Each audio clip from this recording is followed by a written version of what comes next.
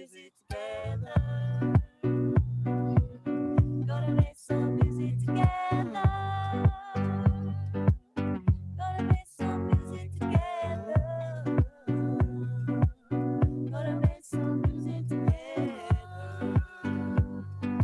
Gonna make some music together. Brothers and sisters, make some music together. Gonna make some music together. Gonna make some music together. All right, we're on air. Gonna make some music together. Gonna make some music together. Gonna make some music together. And we're super excited. Gonna make some music together. We're so happy to be here with you today, connecting with our burner brothers and sisters, and all with our BWB co-conspirators. Oh yeah, We love you guys. we love you guys. As performers, it is very, very difficult for us to feel human connection while we're online, because your smiles, your applause, your voices are what validates our music. It's what makes us feel sure of what we're doing.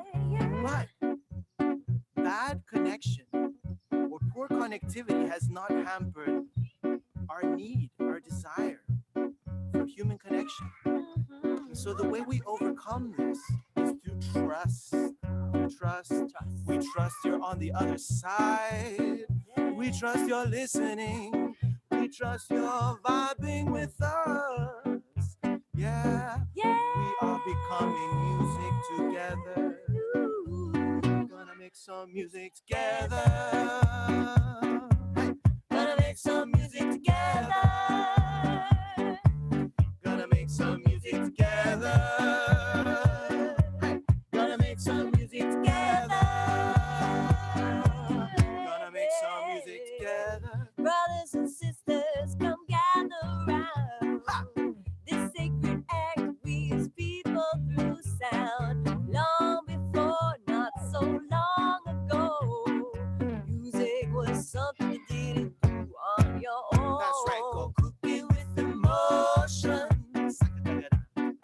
Treat it like it's sacred.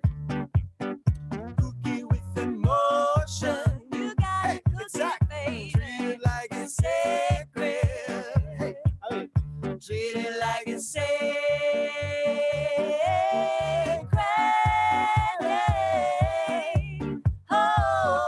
Oh, gonna make some music together. Yeah. Oh, gonna make some music together. Gonna make some music together. it was really nice that somebody this morning mentioned Hazrat Inayat Khan, a Sufi philosopher who thinks that music goes well beyond what we listen to through our radios or when someone performs. Music is a vibration. It is the vibration of the universe. And it always sounds much lovelier, much nicer when we all somehow resonate and we all tune in on the same frequency. So we're gonna ask you to make some music together with us and sing with your microphones off, please. Sing with your microphones off. Sing for yourselves. Sing because you know that somewhere on the other side of the planet, there are people singing with you. Yes. And we're all gonna be singing this together. And we're gonna create some amazing energy And that's through what- the waves. Through the waves. And we trust you. Yes. We trust you're there. Do you We trust us? you are picking up this transmission and that you two are vibrating on the same resonant frequency. Sakatakada. I see that you need connection. What we gonna do? We gonna bring you real close, brother. Look straight in those eyes. Wandering thoughts, fractured attention. What we gonna do? We gonna switch it all off, yeah. Fully in this now. Cookie with emotion. Sakadaga. Everybody, Treat it like it's sacred. Hey, hey. cookie with emotion. You gotta cook it and treat it like it's sacred. Hey. treat it like it's sacred.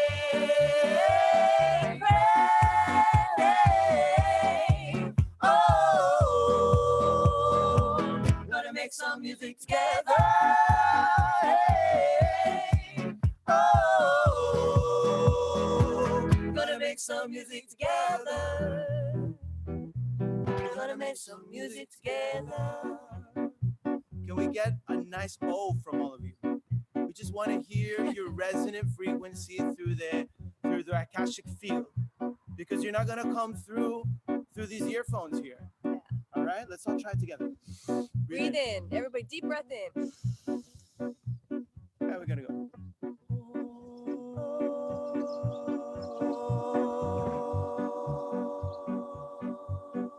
Weaving voices. Now try it again.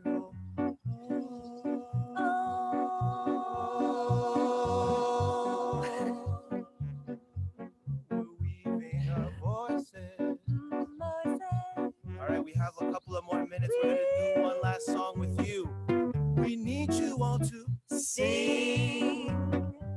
We love it when you sing. Oh, we love it all to sing.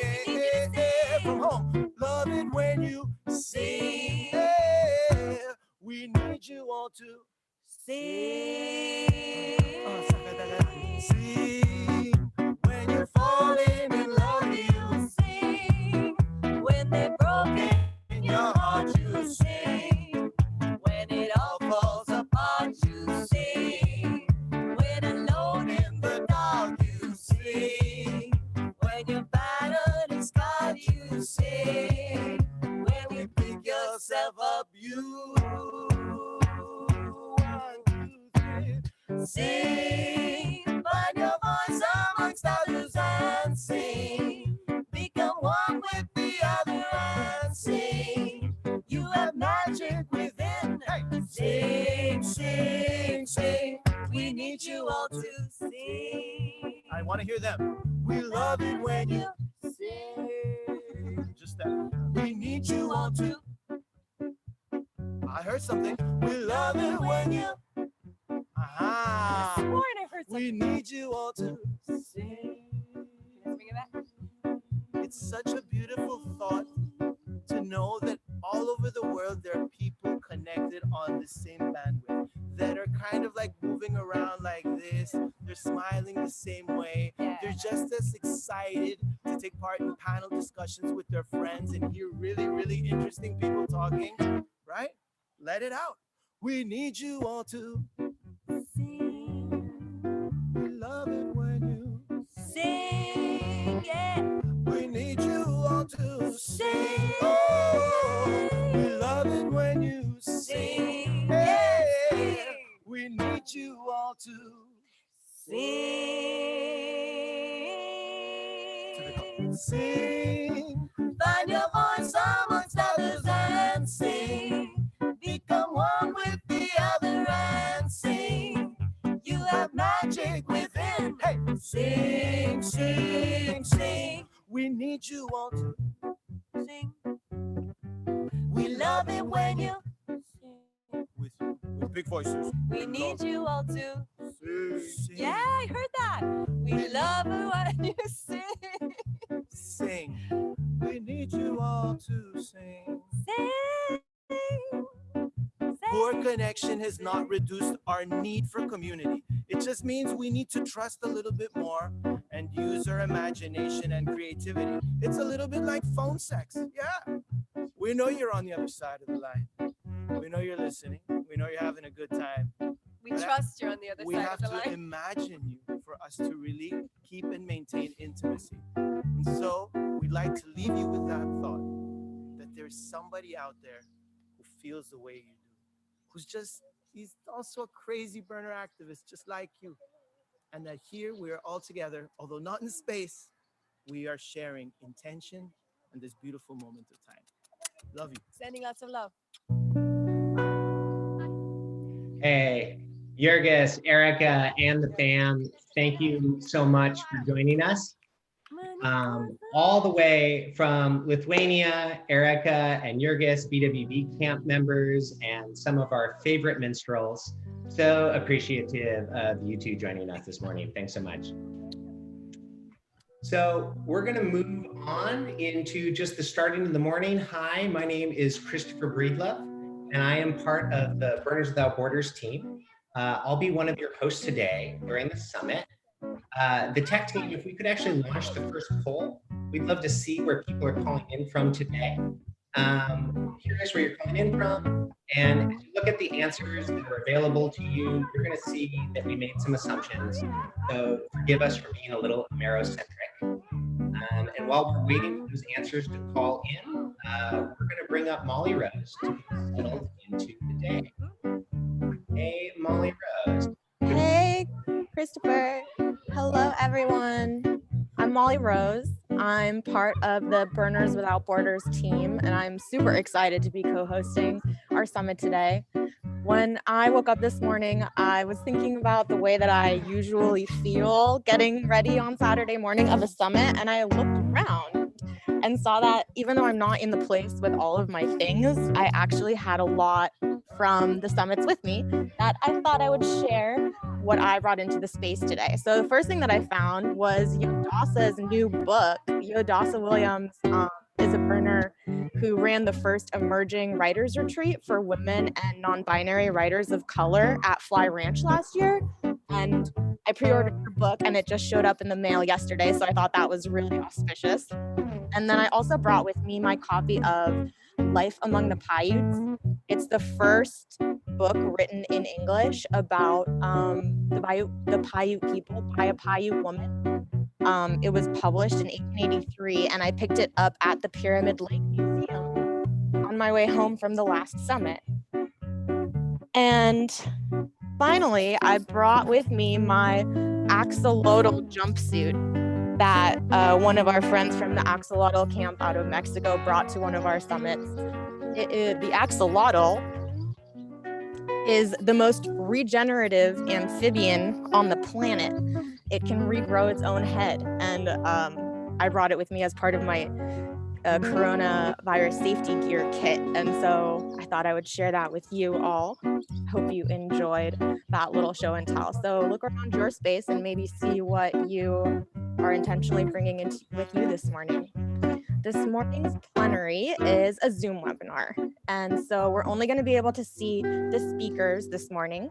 Please post any questions into the Q&A box, which is on the mid-bottom of your screen. You can use the chat box for ongoing chatter and to share resources and connect with people around and connect with other participants.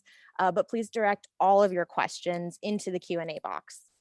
You may hear a bell during this morning's experience, and maybe we'll even hear one while I'm talking as an example. That bell means that there are 2 minutes left for our speaker, and then that we are at time for a speaker. So this is our way of attempting to keep on track today. So if you hear a bell, that's what it means. This plenary is going to be the only webinar style experience of today. Later, the breakout rooms are places of conversation and collaboration, and they're going to be much more interactive. Our plenary is being live streamed on YouTube as well as recorded. We'll be hosting snippets online after the event, so anyone who isn't able to join us today can still have access to some of our key learnings. And to make sure that we are all able to get the most out of our time together, we have kind of 3 guidelines for the day. Our first is to be present. It's easy to get distracted online, so let's be present with one another. Our second is to share the air, and let's make sure that we're not talking over one another and that everyone is having a chance to have their voice be heard. And our third is own your commitments. The ideas and the results of this summit are up to us all as individuals. And before I turn it back over to Christopher, we do want to share one more note on the culture of our day together. Those who have joined us in person at any of our events know that BWB creates a strong container for experimentation and connection. And this container is created with the participation and generosity of each attendee. So we're excited to bring this culture into our digital experience today, and we hope you've had an opportunity to read our community guidelines for the weekend. Sarah's gonna go ahead and drop them into the chat box right now for y'all to review. Thank you, Sarah. And essentially, we're here to build connections, right? So please don't be shy. And if you're feeling comfortable, then help others feel welcome. There is going to be more cool stuff than you have time to do today. So no FOMO, just follow your curiosities, and we'll hope to do some reporting out from our breakout groups later. If you're not sure where to go today, we have an open room all afternoon called the Trash Fence. So you can feel free to join our friends from the Feast community at the Trash Fence all day for random conversation and chance happenings. And one note on some people's 11th principle, consent. Consent is still a thing on the internet. It is so much easier to be absent-mindedly hurtful behind a screen, and we're asking all of our participants to be respectful of people's boundaries today. So let someone know if they're behaving in a way that's making you uncomfortable, and be mindful of who is being impacted by your behavior. And finally, emergence. As with most BWB projects, the summit is an emergent experience, which means we're learning together by doing it live. It's a prototype, inevitably meant for iteration, and we hope you're all coming in with a flexible attitude, an open mind, and prepared to help us problem solve when we discover the edges of what we've designed. Thank you for sticking with me through our housekeeping, and Jurgis, thank you for continuing your beautiful music while I entered and settled in. And now I'd love if Tech can close that poll and share the results of where folks are calling in from. And I'm excited to turn it back over to Christopher Breedlove. Hey, thanks, Molly. Welcome everybody to the BWB Spring Summit. Thanks for joining us today in virtual space. You know, for those of you who have attended our summits before, you know that this is actually a very different set and setting than we're used to.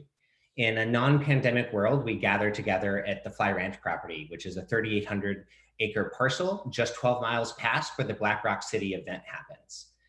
And that's a super special space for us. And so we're really sad that we're not able to come together at the ranch this year, but we decided that there were some silver linings in us coming together and having to go virtual. First of all, the biggest benefit is that we could explore how radically inclusive we could be. No longer are we subjected to the same laws of space-time, and we can suddenly bring community members from all over to join us. One of the other big benefits is that we're also able to offer this summit as a gift to the community at large. We hope that this is a meaningful and impactful event for you today. And one of the things that we've learned about gifting on Playa, however, is that it's not only about learning how to give a gift, but it's also about how to receive a gift. And so I wanted to let you know that as part of today's summit and throughout the weekend, we're running a special fundraising campaign for BWB. This campaign has a goal of hitting $50,000 so that we could fully fund our annual grant programs, which focus on giving small impact grants to creative, collaborative changemakers, building local resilience. We've already had a few grants graciously offered today as matching gifts. And so for every $500 we raise this morning and up to $8,500, those funds will double. So basically every $500 we get up to $8,500, we're gonna double that with matching grants, and we'll check in once or twice throughout the event to see how we're doing achieving those goals. If you'd like to donate, we're dropping a link in the chat box, and you can always head to burnerswithoutborders.org/donate. And when you donate, go ahead and drop a note into the memo that says Spring Summit so that we know that all of these funds go towards our grant making and projects that are happening in the world. No donations are required, but every donation is appreciated. And just one final note is that we don't usually do Ask This Way, but in light of the pandemic, we're needing to find new ways to support the programming of BWB. And so we thank you as we learn how to do this and your generosity with us today. So one thing I got to mention earlier is the benefits of gathering together virtually.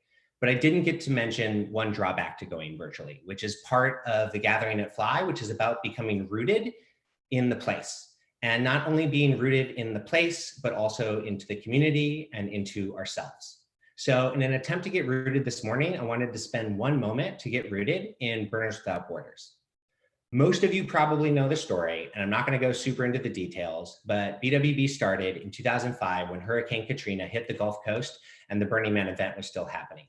A group of individuals went out to New Orleans, and what emerged was over 9 months, over $1 million of demolition work was done to the local community. And it was this major aha moment when we realized that we'd been building the skills in the desert with theme camps, mutant vehicles, and art projects that were immediately applicable to different places in the world. And it wasn't just that demolition work, but it was really the spirit that burners brought with them. It was the art, the music, the fun, and it was the undeniable spirit of both action and connection that made that experience so vibrant.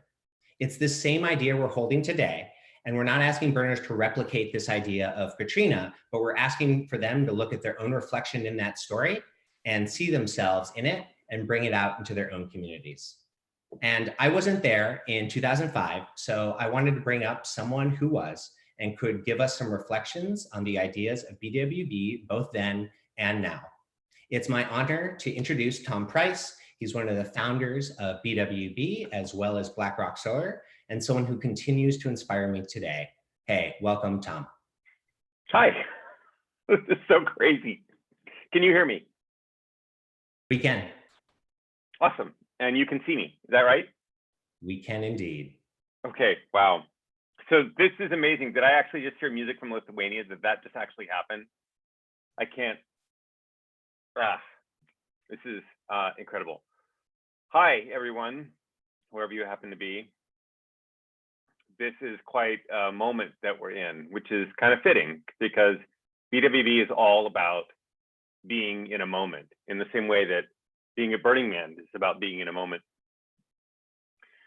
One of the philosophies that undergirded the initial days of Burning Man was the writings of Hakim Bey and this idea of a temporary autonomous zone, a place where the space between the structures that exist in our society, you're not in this box, you're not in this box, and in between, you have this autonomy to do and be whoever and whatever you want to be. And that space, that liminal experience of creating some alternate reality is what being at Burning Man is about for so many people. It's about this other self, this other way of being that you are. And what happened during Katrina, what's happening right now in the moment that we're in are all the same. And that is that the world that we knew has been torn apart. And there are spaces in between. And into those spaces, the community that we're a part of is pouring ourselves. We go to Burning Man and we practice the act of imagining a new and different way for ourselves to be and to interact with other people. And then we bring that into the world. And we create these magical temporary spaces. And the idea behind BWB was never about disaster relief. It was never about community service. What it was about was the act of taking that idea that we have the ability to create the world we want around us, outside the trash fence, off the playa, and out into the real world. And over and over and over again, it has proven to be effective. And the reason it's proven to be effective is because Burning Man, if it is anything, is a permission engine. It is a place that gives people permission to be some different and better self. And so seeing the fact that we're having this conversation now just completely blows my mind. And also I'm not the least bit surprised because the experience of the playa is one that is of empowering people and creating opportunities for them to do and be something bigger and better than themselves. People don't need instructions really to know how to take care of each other and to build community. Mostly they just need permission. And the magic of BWB is realizing that you have the permission to give yourself permission to create the world that you want to live in. And as is the case in the playa, where there is no part of society and we have to build it from the ground up however we want, as was the case during Katrina, when the world that we knew had been destroyed and literally scraped to the ground and there was nothing, we were starting over. And as is the case now with coronavirus, where the world has been brought to a stop and we are given the gift of being able to reflect and look and see what was and what could be. This is a powerful moment, an opportunity for us to step into imagining what it is we want to create and make it happen. There's no they that gives permission for being in the world. The magic is that permission comes from inside. So seeing the hundreds of people participating here and knowing the power of this community, I am again inspired and humbled to be able to offer that reflection, that you are the holders of sacred lineage, of a ongoing vessel that you're co-creating a possibility. And I cannot wait to see what we do with this moment. Hey, thank you so much, Tom. It's so good to remember where we came from, and thank you for being such an important part of that lineage that we're all bringing forward. Thanks, Tom. All right. So today's summit's theme is about this idea of interbeing. Facing the global pandemic, the Burning Man community is needing to reflect on how it interacts and connects with the world in new ways. And so we find ourselves in a world that is facing a path of either separation or connectedness. And it is our actions that are going to reveal which we choose. Our survival as a species, we know now, is linked with all beings on this planet. And as citizens of a globalizing world, the big question is how do we strip away our differences and our conflicts to realign ourselves as neighbors on what Bucky affectionately called Spaceship Earth? This is a moment where interconnectedness is more important than ever before. And that's why we've called all of you together as a group of diverse community leaders to explore this idea of interbeing. And so to dive into this concept a little more, I'd love to call up our first panel. Neha Sharma is going to be facilitating this panel. Neha is a global manager of the New Energy Nexus and a core steward of the Terran Collective.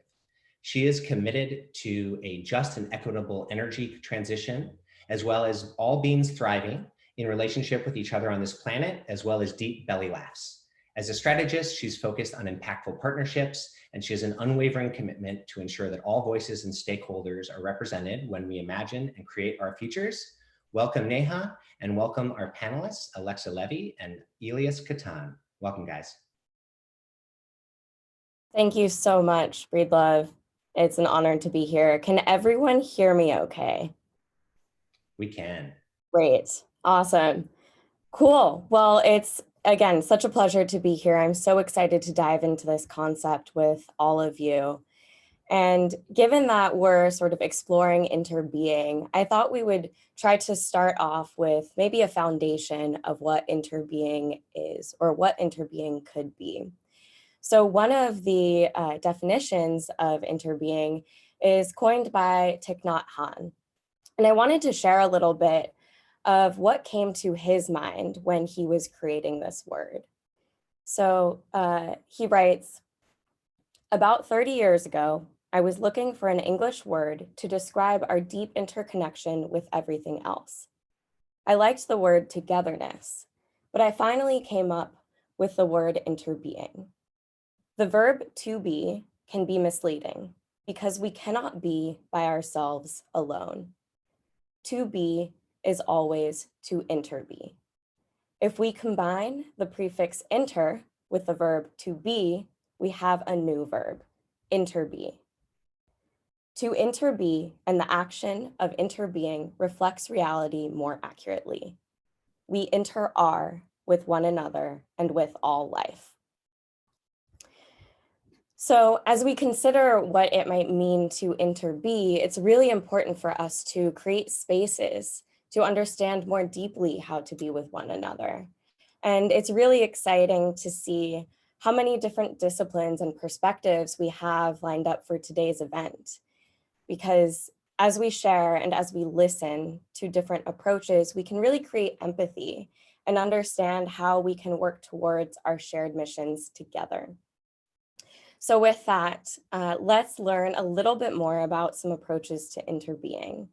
We have Alexa Levy here, educator, permaculturist, organizer, and activist from the Permaculture Action Network. We also have Ilyas Katan, designer, urban planner, systems thinker, and founder of Dayar Drese. So with that, I'd love to learn a little bit more about your approaches.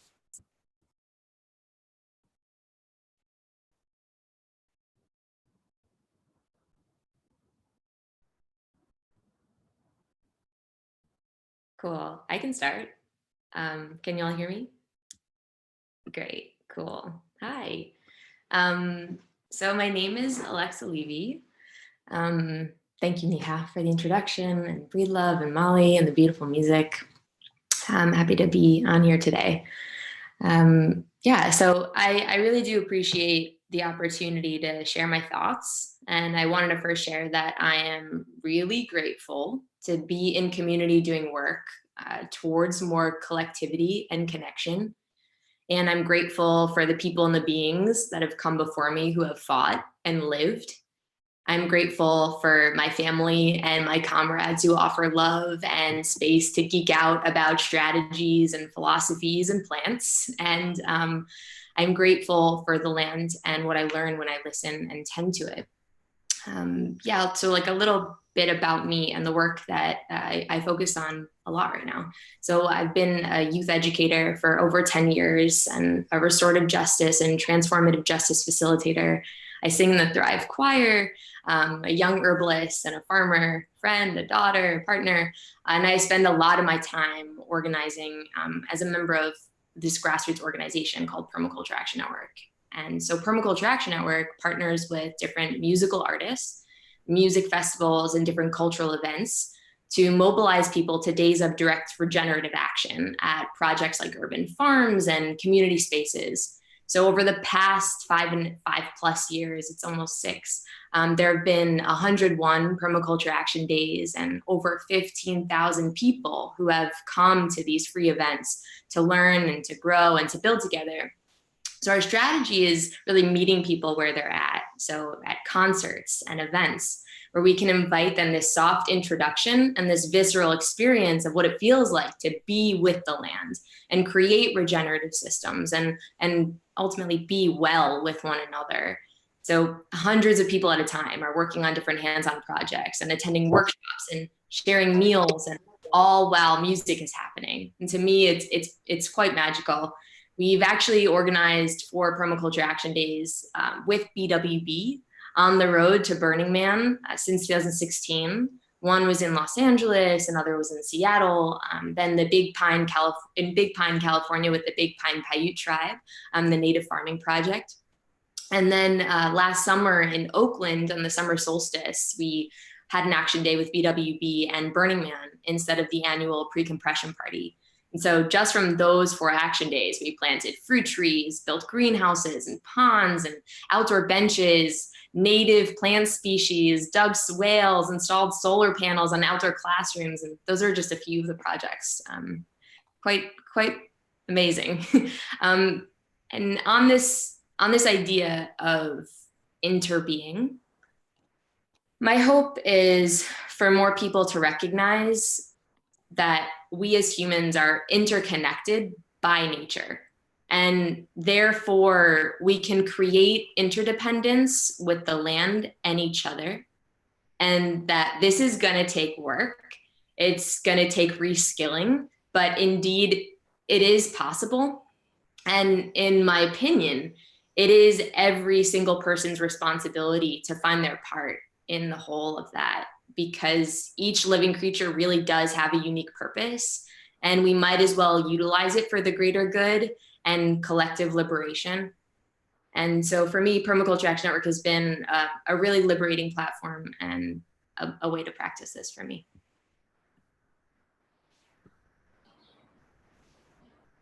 Lovely. Well, such an honor to be here. Such a pleasure to hear you all and connect with this great community.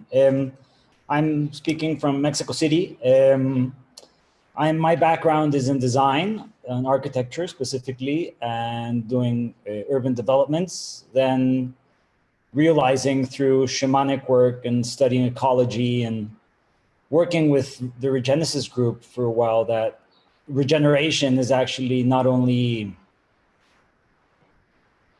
our path forward, but a beautiful way forward. We've been developing place-based design and trying to shift to a watershed culture and trying to develop a bioregional understanding of Mexico City in particular, and then a few watersheds across the country. It's been a beautiful path, and we've also had the opportunity to form an NGO, which is called Cuatro al Cubo, which is 4 to the power of 3, which we're over 60 allies looking to regenerate Mexico City. And this is what it's about, right? It's watershed. I love Carol Sanford's way of framing it, life shed. It's basically a bioregional engagement, right? And since we worked with an anthropologist in Puebla watershed, he told us that back in the day, they had a little altar or a little offering to the Popocatépetl, which is our biggest volcano in the area. And they had a little model of their watershed. They had the volcanoes, and some were so detailed that they had river and the birds. And this was like, well, 1,000 years ago, right? So this idea of how to explain a new myth, a new story that can really integrate us with our place. For me as an architect, I do a lot of topographical models. That's been a lot of what we've done, right? So developing that shared understanding of place for me starts with understanding it, modeling it, and making maps and 3D things, because what we ultimately want is to develop designs that are in harmony with place. And to really accomplish that, one of the core principles of this is to participate in a creative learning doing community, right? Where we're all developing each other and helping really enable regenerative practices like urban wetlands or food forest or urban agriculture or water harvesting or clean energy production, right? That's taking it down to a functional level, but really important for a lot of people to understand that it's not only about talking about relationships or certain abstract concepts. And that's where our core work is right now, working on developing a couple of parks, living parks, museums, a water museum, hopefully, and our last living river, which is behind me. That's Mexico City, right? Who would have thought? And really trying to work with developers in more and more, they're appreciating the value in regenerative development and application of eco-technologies and green infrastructure. So I'm very excited. We've never had more work, and honored to be here. Thank you so much, Alexa and Elias. One thing I'm really hearing that is a common theme is really rooting to where you physically are located and understanding your relationship with that place, which can be so complex in a time where we have so many different global systems and global supply chains and all these different ways that connect us at that level. Sometimes we forget how much is just in our own backyard. And, we're in such an interesting time. All of the things that this moment in our history is allowing us to understand and examine. And in many ways, we are all rooted in place right now. And we're understanding all the beautiful trees and all the beautiful things that our neighbors have. And in so many ways, we're actually really seeing the Burning Man principles come to life every single day. We see gifting, radical self-reliance, communal effort, civic responsibility, participation, immediacy, and even to the point that was brought up earlier today that's so important with Burners Without Borders, emergence. Really understanding what's happening right now and how our actions are affecting others, and also how we can allow others to thrive. And there's one part of this that's, you know, I'm sure we're all thinking, well, we can do this. Why is crisis giving us this opportunity? We've had this opportunity to be this way for so long. And many of us are this way when we go to the playa, but these principles live within us and we embody them 365 days out of the year. And while it's, you know, it's a huge bummer and it's very upsetting that we're not all getting together at Fly Ranch right now or in Black Rock City in August, we're actually living this every single day in a very different way. So I'm curious to understand, how do we continue to embody these principles so that they outlive crisis, so that after this is all over, we remember what it means to be,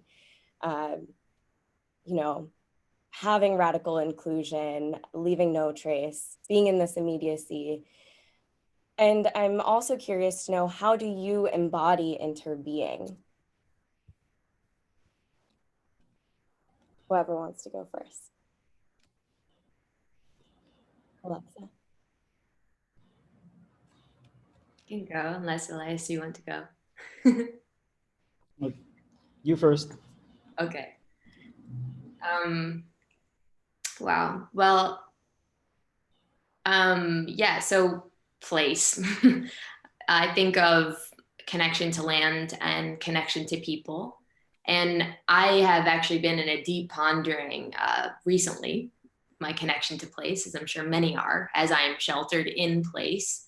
And I recognize that my relationship to place really shifts depending on a multitude of factors.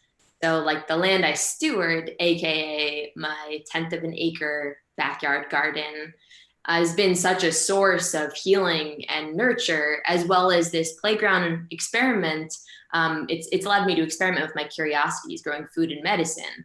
And I really do feel like the plants talk to me, they know me, and the soil holds me. This place really has been a gift to me. And of course, I recognize my privilege to have had access to this shelter of this particular home and this particular garden, knowing so many people don't have the same opportunity as I do, which really deeply hurts for me to think about. But as I was saying, my relationship to place shifts. And currently my relationship to place, my home, this land I'm currently spending most of my time at, is tainted because of wealth, because of inequalities, concentration of resources, and of course, capitalism. So I'm actually entering a phase of escalation with my landlord, or the lord of the land, who owns about 40 units in the Bay Area, has no mortgages, and is trying to price me out of this 111-year-old home that I've lived in for 4.5 years by raising my rent 44% during this crisis, because the last original tenant moved out and rent control no longer keeps me protected. So currently, this concept of place, I've really been grieving, to be honest. My ideal world where we would all be free from centralized power and free from the control that capitalism has over each one of us, and free to be in right relationship with the land, that would be my dream. And even though I'm experiencing turmoil right now with this relationship to place in many ways, it's a common and consistent thread for me to be in relationship with place by learning the native people's history, as well as identifying native plant species and learning their uses, and eating local foods, and cultivating food and medicine in gardens designed from intelligent patterns learned by nature, and creating and catching and storing rainwater, and of course, sharing with neighbors and community, and rejoicing and finding that pleasure with one another. For me, place, it's also incredibly important to organize, to be in solidarity with one another. It's truly up to us to take care of one another. So I continue to realize that the more that I am connected to land and its abundant gifts, the more I am connected to myself, which ultimately supports me to be a better human. And as a mixed race woman, I'm also learning more about the lands and cultures of where my family's originated through stories from my father and grandmother and research my mother has done and working with plants from those regions. And somehow this also helps me to connect to whatever place I'm residing in. And as for my relationship to place within the context of Permaculture Action Network, well, for over 5 years, I've continued to be surprised by how connecting to land and connecting to people across this landmass through organizing Permaculture Action Days has inspired me. It's more than I could have ever imagined. I really, truly feel blessed to have the opportunity to meet people dedicating their time to creating alternatives to these like very harsh societal conditions that have been based on extraction and exploitation. And these people are truly doing the work. They're growing food on empty lots in the middle of cities and distributing that for free. They're offering workshops and access. And these stewards and these projects and the people that come to Action Days are truly, for me, a source of where I get great inspiration and hope. So Permaculture Action Network has simply been, and simply is to me at least, a vessel for collectively reskilling people while reimagining and providing material solidarity for sites across this landmass, doing the real work our world needs to head toward, in my opinion. And plus, with Permaculture Action Network, we make it fun. We want people to be in this with us. We want this to be an opportunity for people to join and feel excited. So making it fun is incredibly an important part of this beautiful world. So I am extremely grateful for the work I get to do in the world as it connects me deeper to so many places.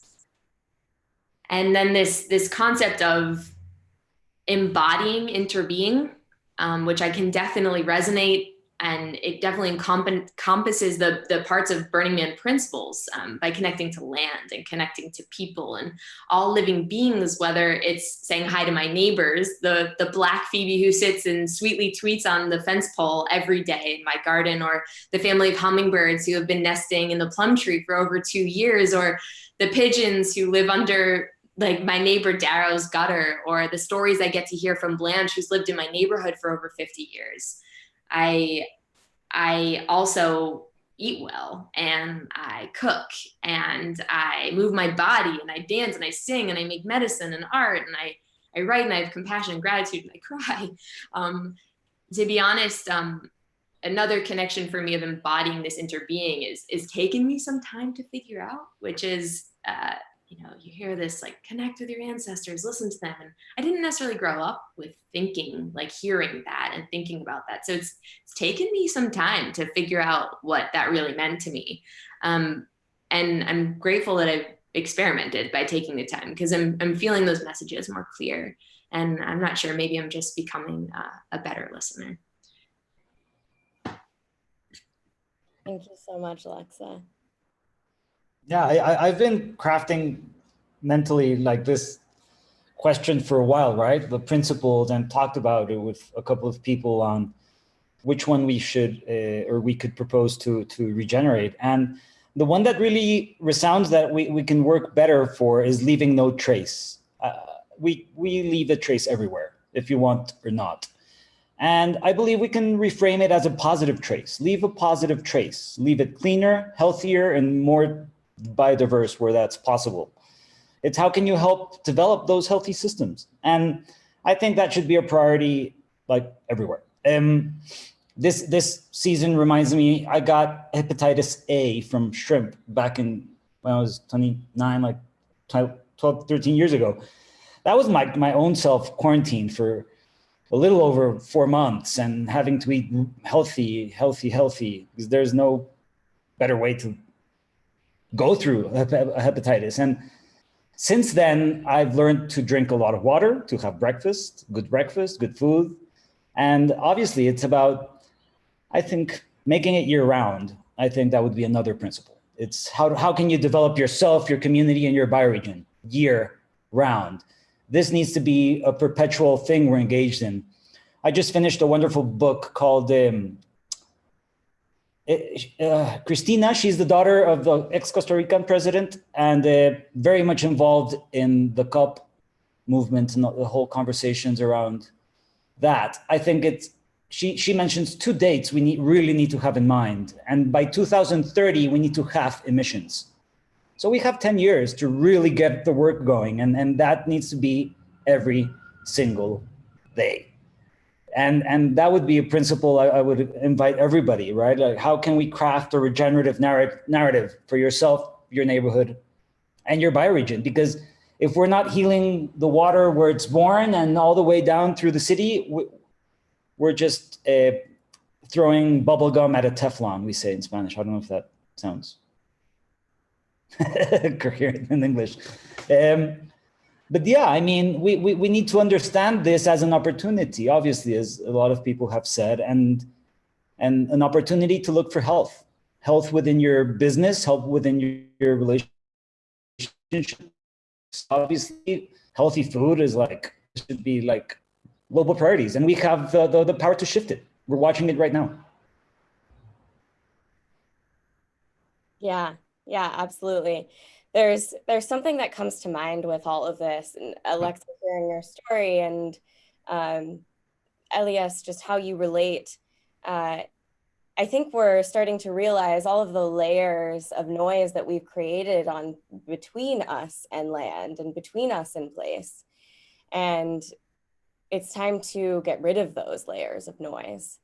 And one thing that really comes to mind is the commons, and how many of us, I think, have exercised parts of our brain where we participate in the commons, we give to the commons supports us as well. And because we've had an opportunity to really exercise those muscles, when we enter this type of crisis or pandemic, as people call it, we are actually using those muscles now. And not everyone has had a chance to embody those principles or muscles before. And so it can be very different and overwhelming, and also just illuminating. And there's a wonderful question here in the Q&A. So Steph and Andreas are asking, does going through a global crisis like the one we're experiencing with the pandemic make you think about whether there are certain Burning Man principles that need to be prioritized over others? And are there new principles that we need to introduce moving forward? I know we touched a little bit on this, but I'm curious to know, what principles are we prioritizing? What principles are missing?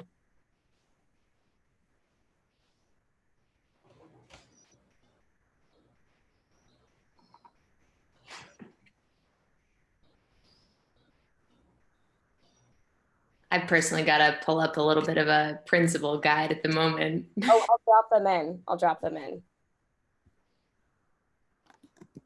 Give everyone time to think about it. It's a tough one. Okay, the principles are in the chat for everyone following.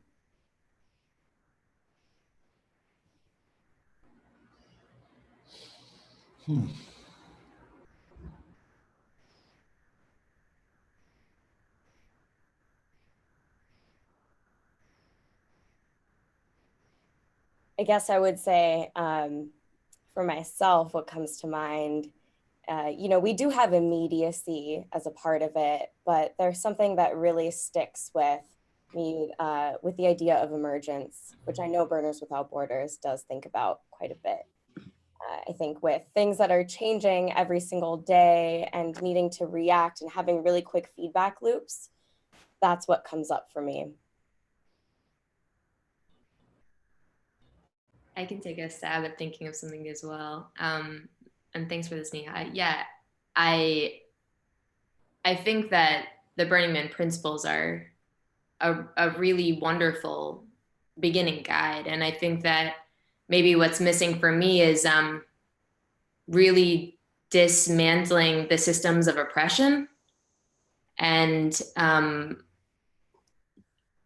recognizing that the world that we currently live in, that is controlled by capitalism and heavy concentration of resources, along with an incredible amount of violent oppression towards communities of color and more marginalized people.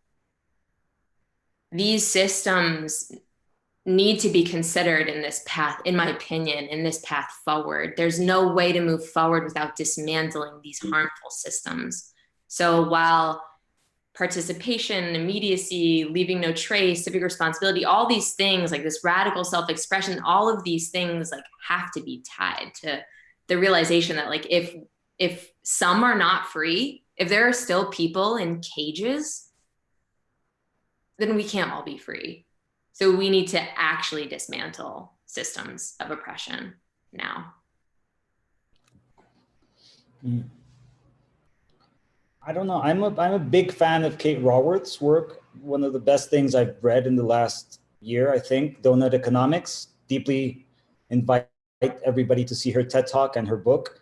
And I would say we could evolve the principle to be donut economics everywhere. It's just like working with frameworks really helps understand complexity, right? And if we take this donut as a framework for our development, it's the basis of society, equality, social justice, food, health, and so on. And then you have your planetary boundaries, right, where we need to design for. And we've seen the ozone layer healing. It's the only planetary boundary we've been able to keep under check, but it's also proof that we can do it, right? Like agrochemicals are completely overburdening our oceans, health, and so on. So can we regulate agrochemicals in the same way we've regulated CFCs and help heal our oceans and our soils and our land and ourselves in the process?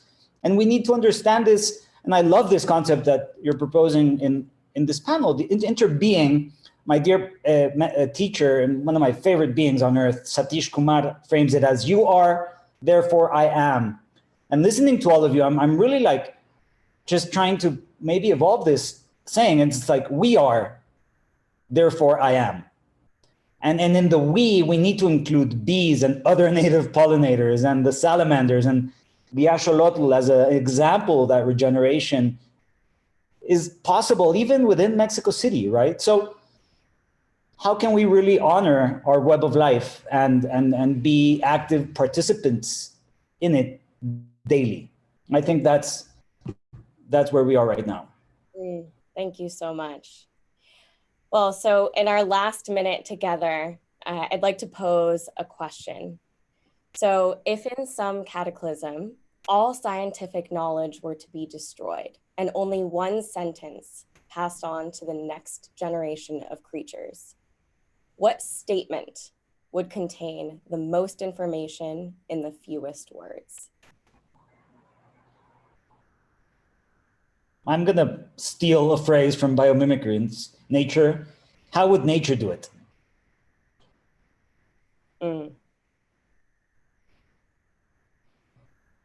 There are so many things to say. I hope I wouldn't have just one sentence, or maybe that's all I would need, or maybe it's other people have sentences. But anyway, maybe I would say that you have so much wisdom that lives inside of you that you can call on and tap into whenever you need it. And I suggest you ask and listen for that wisdom, and suggest you tend to land, integrate your learnings, embody wellness, and don't be complacent when injustice is visible. Wow. Thank you both so much for your deep wisdom.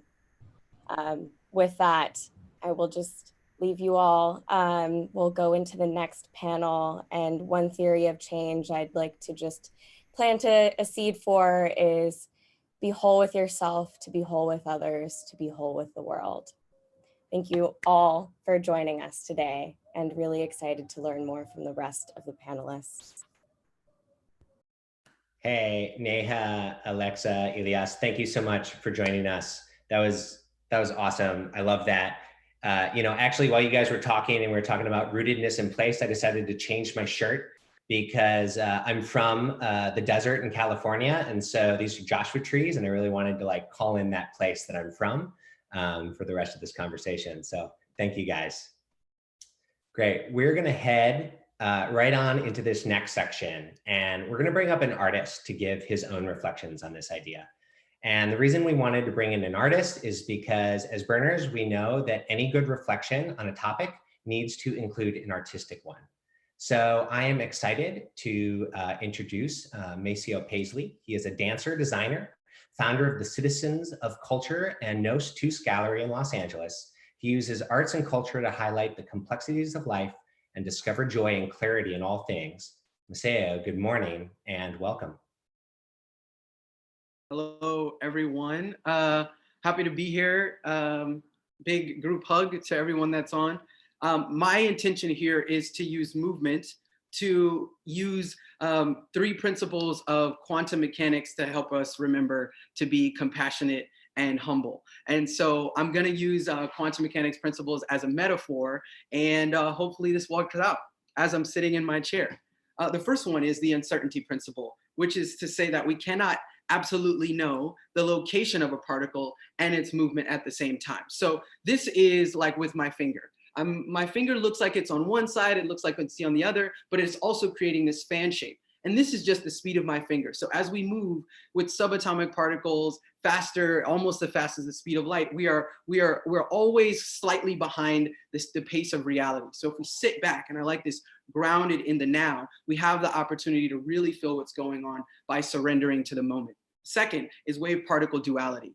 This is to say that all waves exhibit particle characteristics and all particles exhibit wave characteristics, which is to say that anything could be true and untrue at the same time. There are contradictions because I am both here and on the internet at the same time. I am experiencing both grief and gratitude in this moment, and I'm also experiencing a sense of togetherness and separation at the same time. And of course, there's the mind-body duality. So let's look at the contradictions between us, not as division, but as opportunities to find the togetherness and a complete truth, an integrated truth, which is one of the fundamental principles of interbeing.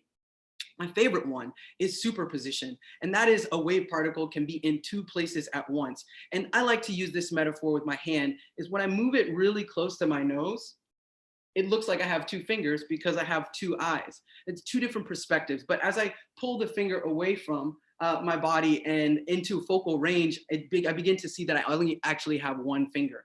And so unifying the perspectives is a product of focus. And so when we operate in our shared reality, it is creating a shared focus. And if we can do that, if we can come together and create a shared focus amidst uncertainty, movement, particle duality, and seemingly contradictory truths, then we might have the opportunity to experience interbeing now in the present moment as we sit here. And the way that I like to do this is to what I call recline into a light beam, sit back, take a deep breath, and breathe. And when I'm grounded in my body, I'm also grounded in my mind and my spirit. And I hope to leave you all with that message. 3 principles of quantum mechanics that remind us that the world is moving faster than we can possibly know in ways we couldn't possibly understand. And the only way to really to take advantage of this opportunity is to come together, sit back in our experience, and feel into the complexities of each moment. Thank you very much.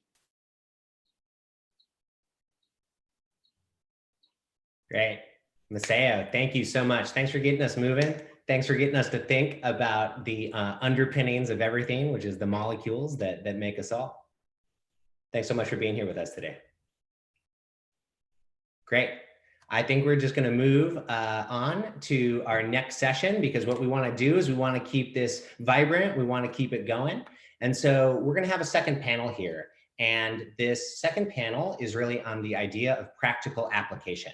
And so we've scheduled 4 speakers that are inspiring to us, not only because of what they're bringing to the year, but how they are bringing it, and really as examples of real work that highlights this idea of interbeing in ideally 4 different ways. So our first speaker is going to be Will Hugard from the Footprint Solar Project.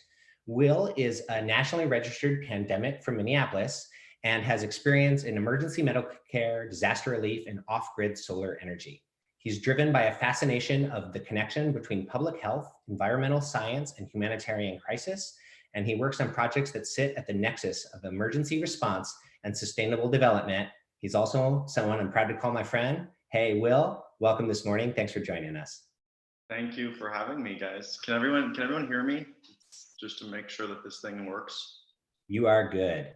Awesome. Well, one, thank you for joining me and everyone together at this interesting moment in the history of our species. I am going to share my screen because I want to frame my discussion with some images, and so I'm just going to hit that right now. Thanks, Chris, for the introduction. Is that working? We can see it. Beautiful. Okay. So just to kind of jump right in here, we started the Footprint Project at Burning Man.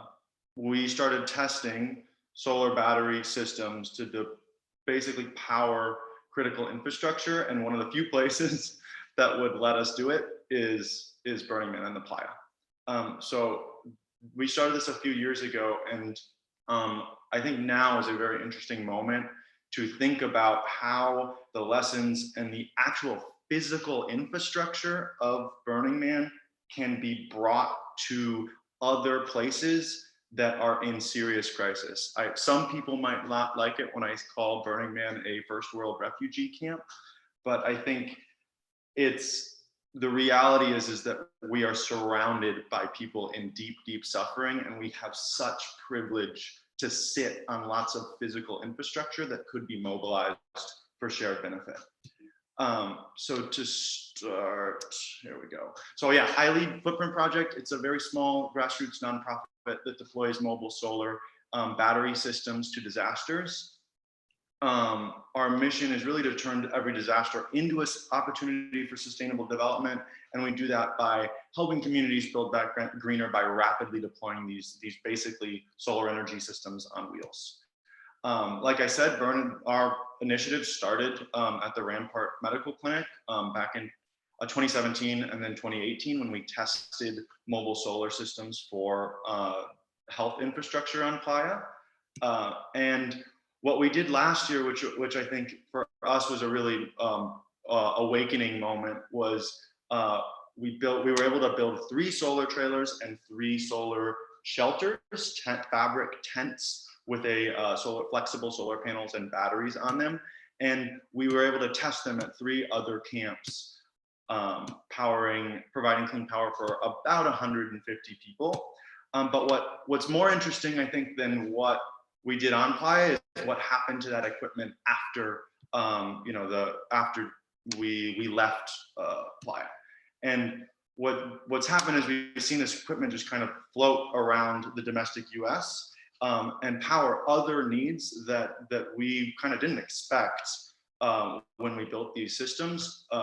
But the whole goal is to mobilize the equipment for shared disaster benefit. So one of the solar trailers was in the ecosystem recovery in Paradise, and then went to the Kincaid fire to provide mobile cell phone recharging there. We've trained the Cal Fire on the solar shelter setup and in San Diego, and then most recently we've been one of the solar trailers was deployed to Nashville during the tornadoes, and then Chattanooga, particularly because of the Burners Without Borders community. The Southeasters have been epic in mobilizing this equipment and building out the Southeast regional network of deployable, sustainable infrastructure. And then most recently, we deployed a solar trailer that was at Camp F on Playa to the Matamoros COVID clinic. I was down there 2 weeks ago, and it is powering most of the COVID clinic there. So I think for us, we see the ability of Burning Man to really deliver concrete, life-saving infrastructure for people in regional disasters.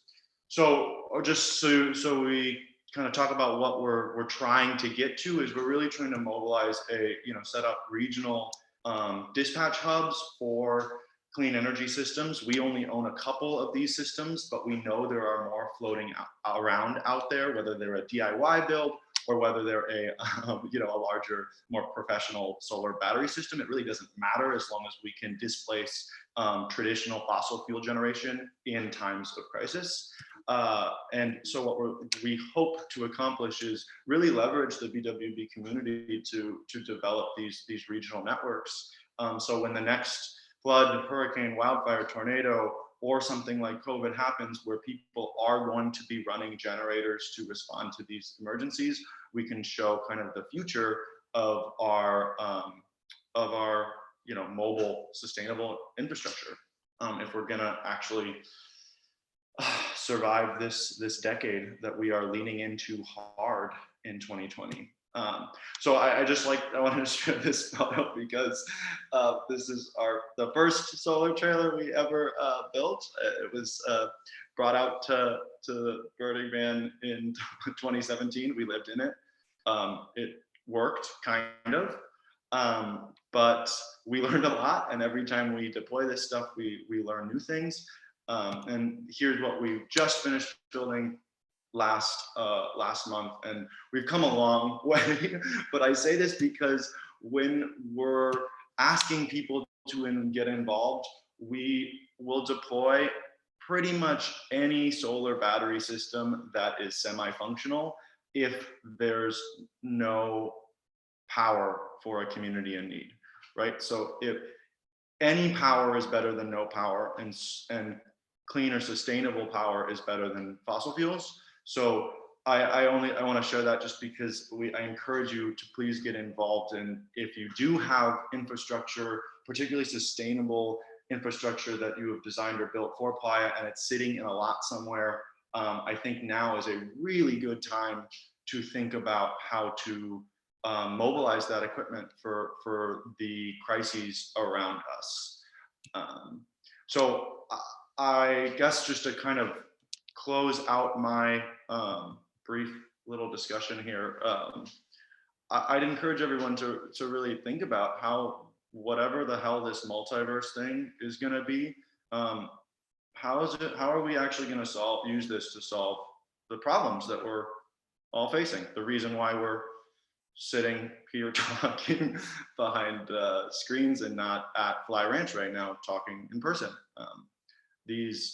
I think we do have a really, really incredible opportunity due to this crisis to rethink what Burning Man and the network of pretty incredible infrastructure developers can do for people right in our backyard who really need it most. And so we are going to be seeing the refugee camps come knocking at our doorstep, and we are, I think a lot of us either have or are sitting or know of first world refugee camp infrastructure that may not have been used for a real crisis, but could be. And I encourage everyone to make it happen, because that is how the Burning Man or the multiverse, at least in my mind, will be meaningful. If we can't deliver in this time of crisis, then what the hell are we doing? So I think this break or this moment in our 2020 Burning Man, we have a year to rethink it, and let's make it count, because I think a lot of people are counting on us. Thanks.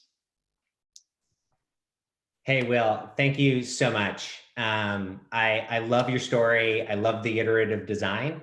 I love what you're doing. And I also really love that call to have burners be putting this infrastructure out into use.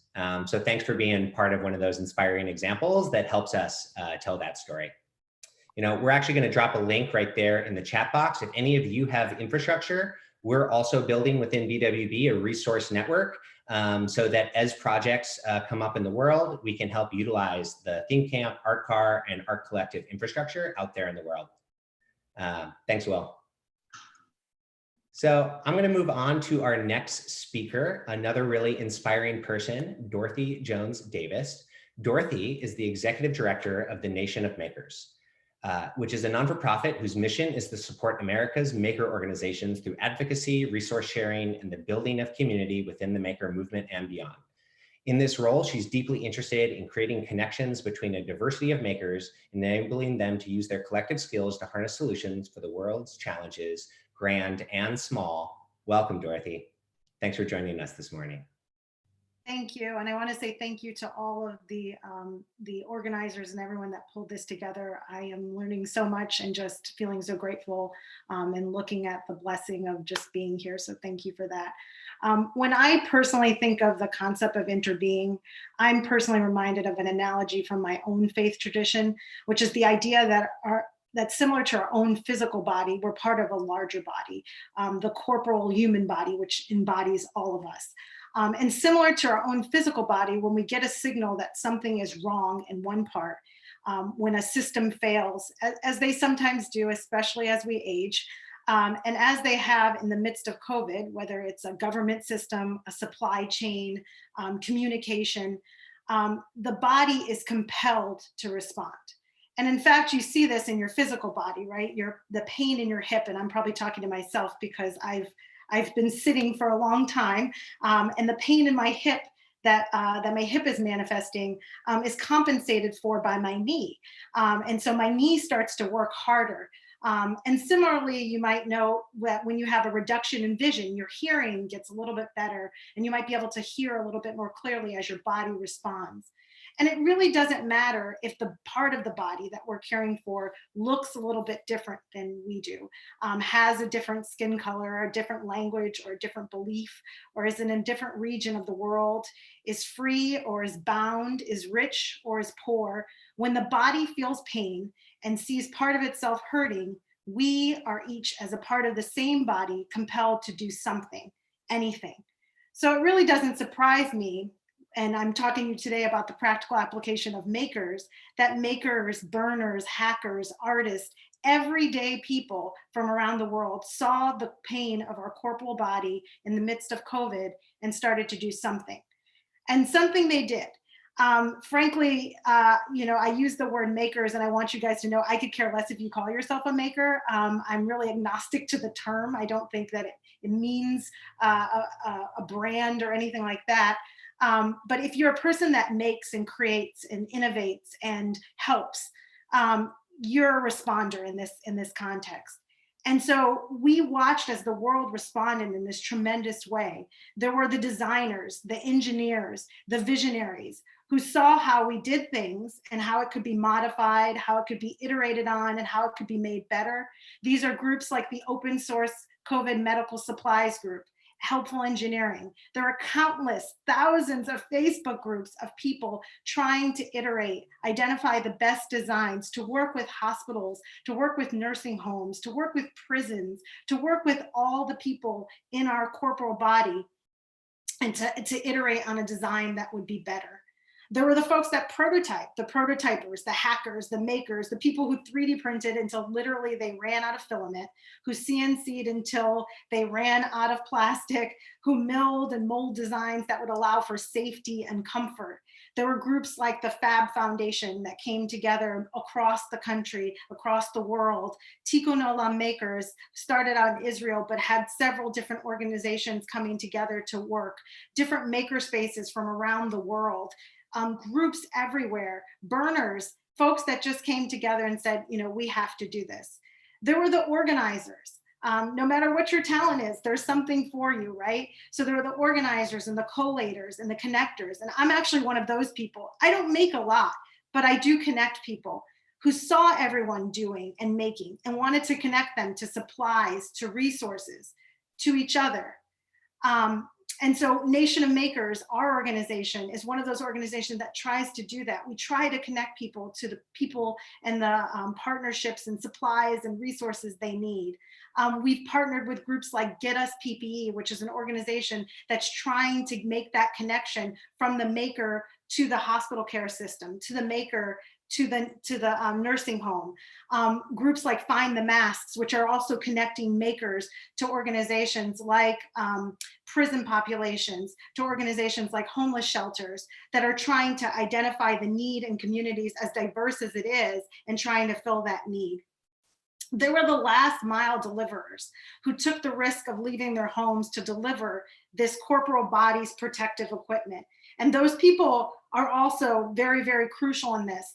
I know that I spoke with a lot of folks that are in this network and Burners Without Borders that were the last mile people. These were the people that were boots on the ground in your local communities, that were connected enough to the rest of your community that you knew already what the arm needed, right? So you knew how to get there. You knew the roads to take, you knew the people to talk to. And so you were really, really crucial in this really important response. And you put yourselves aside and said, okay, I'm going to go and I'm going to drive many, many miles sometimes. We've heard of people that have actually flown in and used their own helicopter equipment, have used their own personal equipment to try to get people the things that they need. And these efforts were vast. According to the last tally of the Open Source Medical Supplies Group, in the period between March 28th and May 18th, over 8 million pieces of personal protective equipment were produced and delivered by our beautiful corporal maker body. This was in 49 different countries by thousands of makers. And we know that this is an underreporting, right? We know that this is just a sampling of the work that we have done together to protect ourselves. Because when the body is hurting, no borders, no boundaries, nothing can stop our body from trying to heal itself. We started really locally, taking care of the people and the parts of our body that were closest to us. But soon we moved globally to a larger corporal body. And now we watch makers as they're trying to make for places very, very far away from them. So I personally can't think of a better example than this of how we can work together. It does work, and how we must work together because our world, and frankly, our corporal body depends on it. So I know I'm preaching a bit to the choir in this group. As I was preparing this, I was like, oh, they're going to say, well, we already are doing this. But as I realized this is, even though this is the fiber of our beautiful Burners Without Borders community, what I really would love for you to each take back from this practical example is in a bit what's been already said. The notion of how the work that we do, the role, the specific role, your calling that you each designed specifically and created to play in supporting our corporal body, how can we continue to fill that mission each day? So beyond COVID, past COVID, to the next thing, and the next thing, and the next thing after that, how can we continue to support one another? And in fact, I think that's crucial, not just for our future as Burners Without Borders, not just as our future of Burning Man, but our future writ large going forward as a world and as a community. Thank you all today for all that you do, all that you continue to do to continue to help our world heal and remain strong, not only now, but always. So thank you. Dorothy, thank you so much. While a lot of people here may be already makers and knowing about this, I think it's super inspiring to hear these stories and also to be reminded of the power of citizens, which is what makers are. Dale Doherty put out that really great article about Plan C, right? We thought Plan A might be the government. We thought Plan B might be the corporations, but Plan C is the people and the makers stepping up to do this work. So thanks for that. Next, we are going to bring up someone that I've had the recent pleasure of getting to know through the BWB project, The Feast. Professor Ronald Rael is the Ava Lee Memorial Chair in Architecture and the joint appointment in the Department of Architecture, the College of Environmental Design, and the Department of Art Practice in Berkeley. He also founded the Print Farm Laboratory. His research interests connect indigenous and traditional material practices to contemporary technologies and issues. He is a design activist, an author, and a thought leader within the topics of additive manufacturing, border wall studies, and earthen architecture. You might also know him for his art. Ronald, welcome. So honored to have you here with us today. Thank you, Christopher. I really appreciate the opportunity to be here. And thanks for that generous introduction.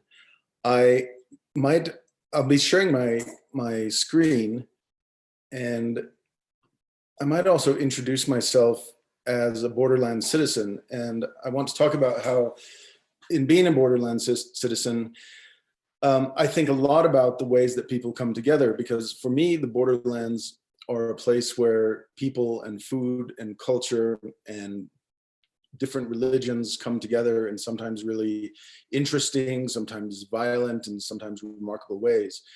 But as a borderland citizen, it may not be the border that you're thinking of. And I'm coming to you right now live from a very particular part of the United States called the Valle de San Luis, which crosses the border between the states of Colorado and New Mexico, and is bordered by 13 and 14,000 foot mountains at an elevation of 8,000 feet.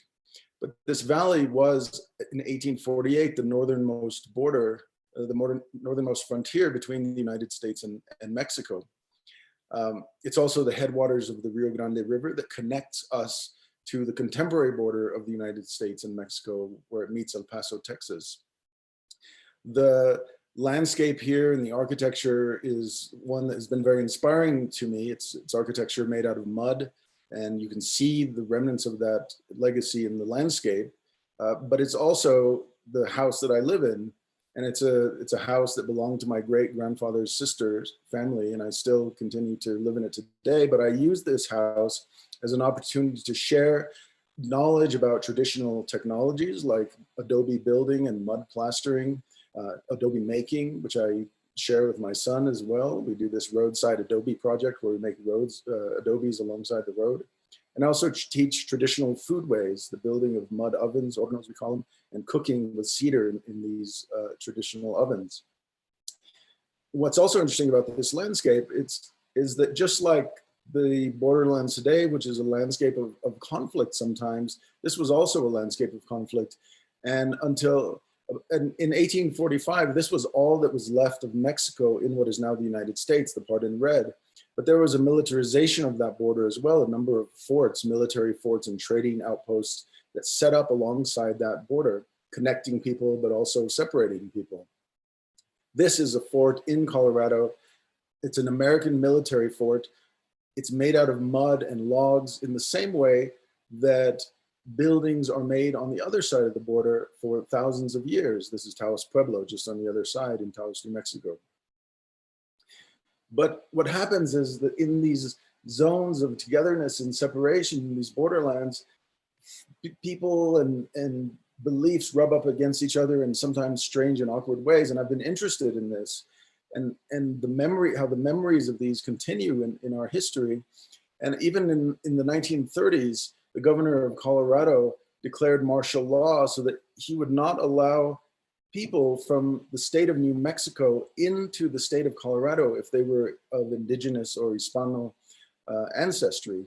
And so he sent the National Guard to the Colorado-New Mexico border and at train stops to have checkposts to make sure that people wouldn't be coming in to the state. And so those memories even linger till today.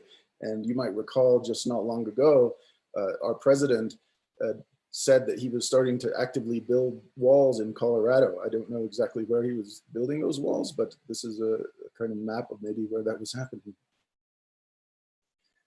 So much of my creative work originates in the borderlands, and I was interested very much in the building technologies of mud, which my family has lived in for hundreds of years. And so in 2008, I wrote a book called Earth Architecture, which looked at how mud is a contemporary building material, but I was also speculating on the future. What is the future of Earth and architecture?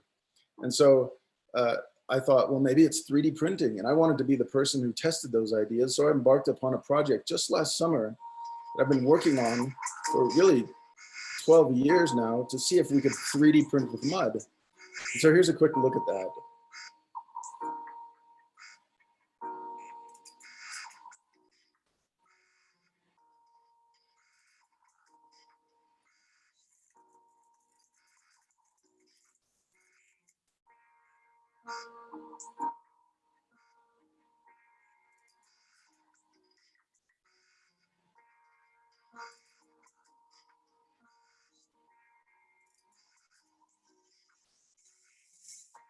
So we created a series of 3D printed earthen structures that were based around several themes: the beacon, which was illuminated by photovoltaic lights at night and desert.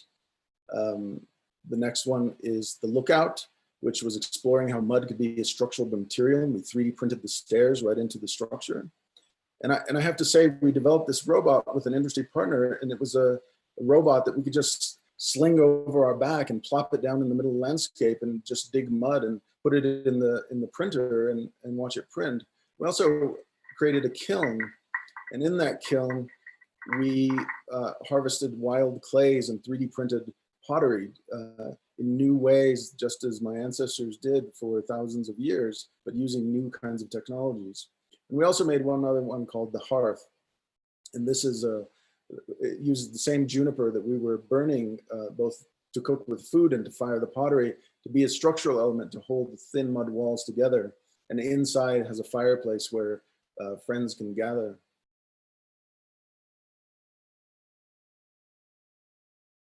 While we were building these structures, we were incensed by child separation at the border. And we were out here in the Colorado desert. Meanwhile, my friends in the Bay Area were protesting child separation. And so I wanted to make a sign that my friends could download, that anyone could download really, and they could use in the protest.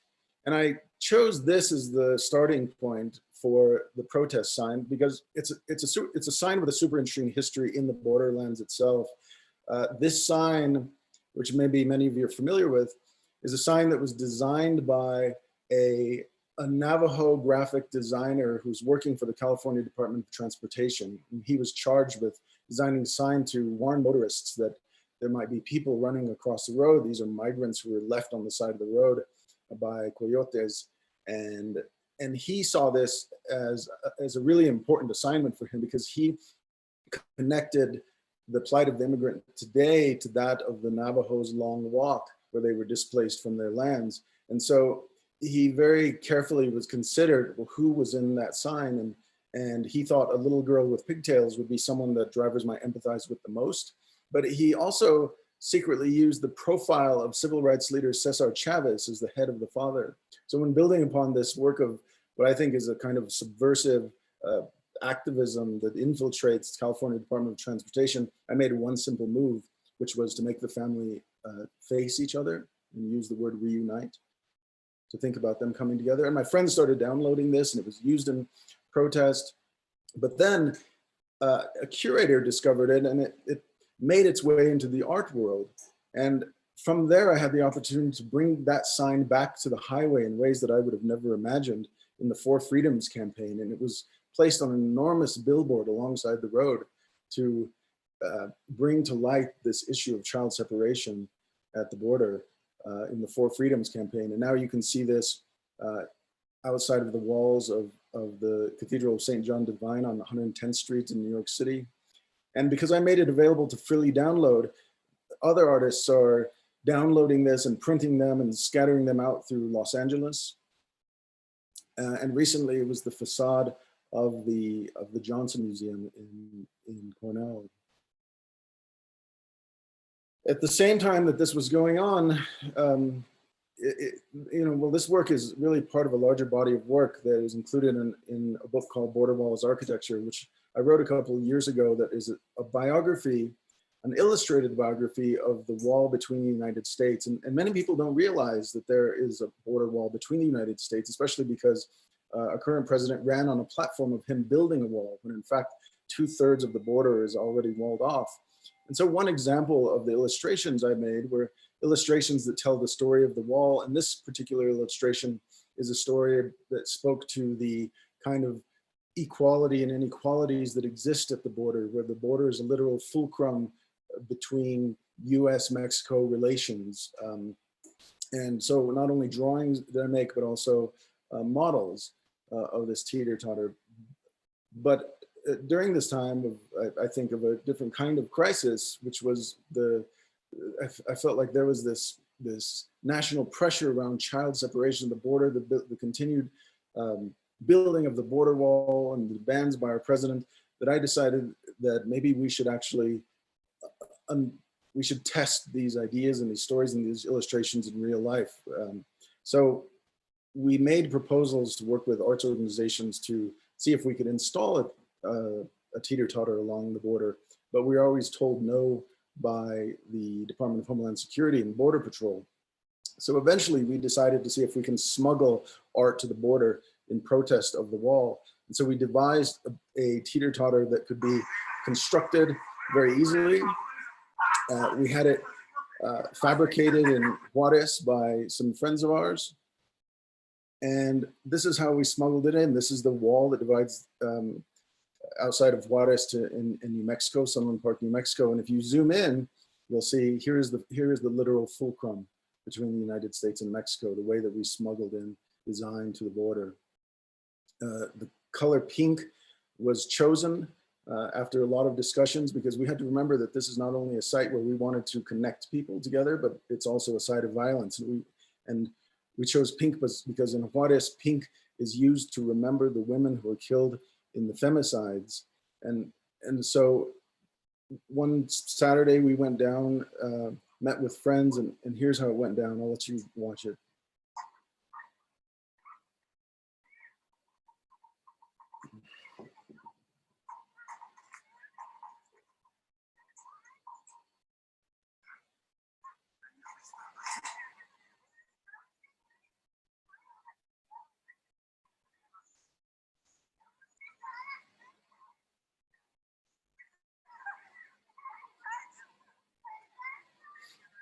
In fact, Border Patrol did come by and they asked what we were doing, and we said we're having an event with the children.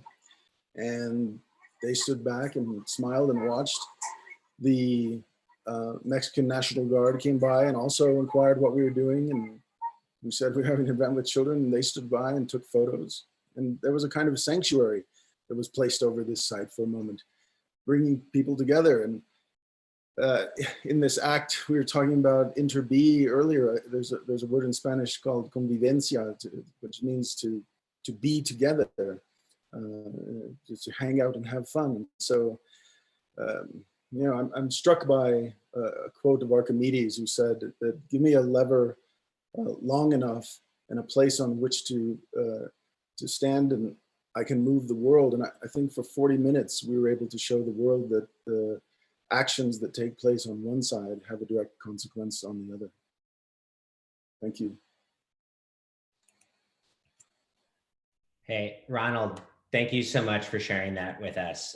You know, personally, I love the way your work weaves this place of where you've come from and your family, along with things like 3D printing. And I'm just really appreciative of you showing that. You're getting a lot of love in our chat box right now. People are really appreciating it. And, you know, I think for me too, the other thing that, you know, you really showcase is how creativity and art and design can be a place where you actually leverage a really difficult conversation into an even larger consciousness. Yeah, thanks very much, Christopher. Yeah, thanks for being here, Ronald. Really appreciate you. Thanks. So to round off this last section, last but certainly not least, is John D. Liu. John is a filmmaker, ecologist, and researcher. In 2015, John was named Visiting Fellow at the Netherlands Institute of Ecology of the Royal Netherlands Academy of Art and Sciences. John is also an ecosystem ambassador for the Common Land Foundation, and he founded in 2017 the Ecosystem Restoration Camps organization, a worldwide movement that aims to restore damaged ecosystems on a large scale, and something where I've been really inspired watching the ecosystem restoration camps and the Burning Man community start to get to know each other deeper. Thanks so much for being with us here this morning, John. Welcome. Well, thank you. It's Christopher, it's great to be here. Thanks to everybody who's working to make this possible. It's my pleasure and an honor to be able to talk with you. I'm going to share my my screen if I can see it. Yes, I can. And what? There. So that's a lovely introduction. Thank you very much. Here's my contact information. I'm going to share that once more later on. And I want to be extreme. I'm tell you how grateful I am to hear all the things which are being said, it's really music to my heart. I have been studying restoration for most of the last 30 years. And I was in China when the World Bank asked me to film a baseline study of the Luz Plateau rehabilitation. And you can see on the left what it looked like in 1995. And this is what they were able to accomplish in restoration. And what's interesting about this is the area that was restored was 35,000 square kilometers. So approximately the size of Belgium. What this ended up doing was I gave a speech in 2009 and became good friends with Willem Farida, who was then the head of the International Union for the Conservation of Nature in the Netherlands. And he created the Common Land Foundation. And I've been working with IUCN and Common Land since 2009. Common Land has over 2 million hectares now in privately invested restoration around the world. But what I noticed was that most of the work that was going on was with large landowners and with high wealth individuals. And this made me feel the need to assist billions of people around the world who do not have land and who have lost their human rights in many cases, and who do not have large amounts of money. So there's the Common Land Foundation URL. You can go see what they do on their website. And this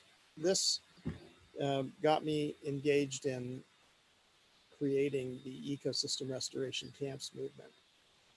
This is the first article was in Permaculture magazine. You can find this at my academia page if you want to look at it. And it was basically that I was dreaming that people could live together in camps and restore the earth. But I rejected this for some time, thinking, well, who's going to do that? And, you know, I didn't feel that I had the power to ask people to do that or convince anyone to do it. But when I wrote about it, then hundreds, then thousands, and then tens of thousands of people started to want to participate in this. And this is the ecosystem restoration camps movement. So 4 years ago, we started to write about it. We created a foundation when 1,000 people offered to share 10 euros per month. And then since then, we built the first camp in Spain.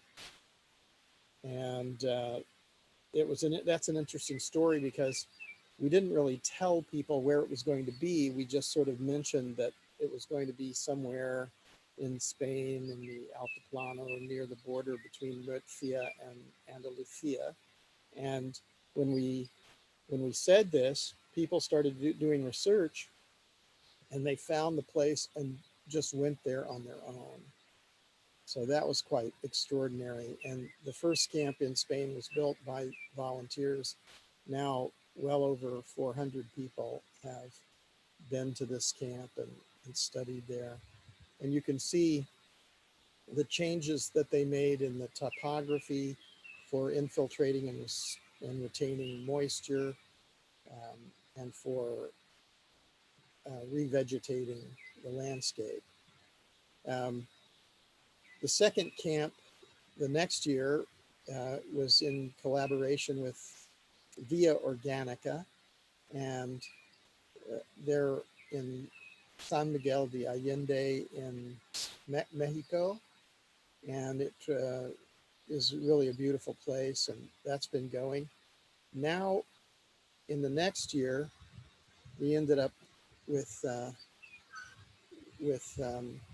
camps in California, beginning in Camp Paradise. And thanks very much to the Permaculture Action Network for collaboration. We are excited by how much they have been able to do, and we see partnerships as certainly the way forward. We also now have we have 23 camps, and many more are being prepared. This is a festival-based camp in South Africa called Green Pop, which is a really great model. People do restoration, but at the same time, they're having a great deal of fun. There's a lot to learn in camps. You can learn how to make compost at small scales and large scales, and there's a lot of work with microbial, different indigenous microbial compounds and fungal research, and this is very important. This is we would like to have tremendous nurseries in each of the camps around the world. The camps now are in 6 continents around the world, so they're everywhere, and there will be many, many more. And these nurseries are something that need to be started so that they can help to provide the material that needs to be planted out in many of these camps.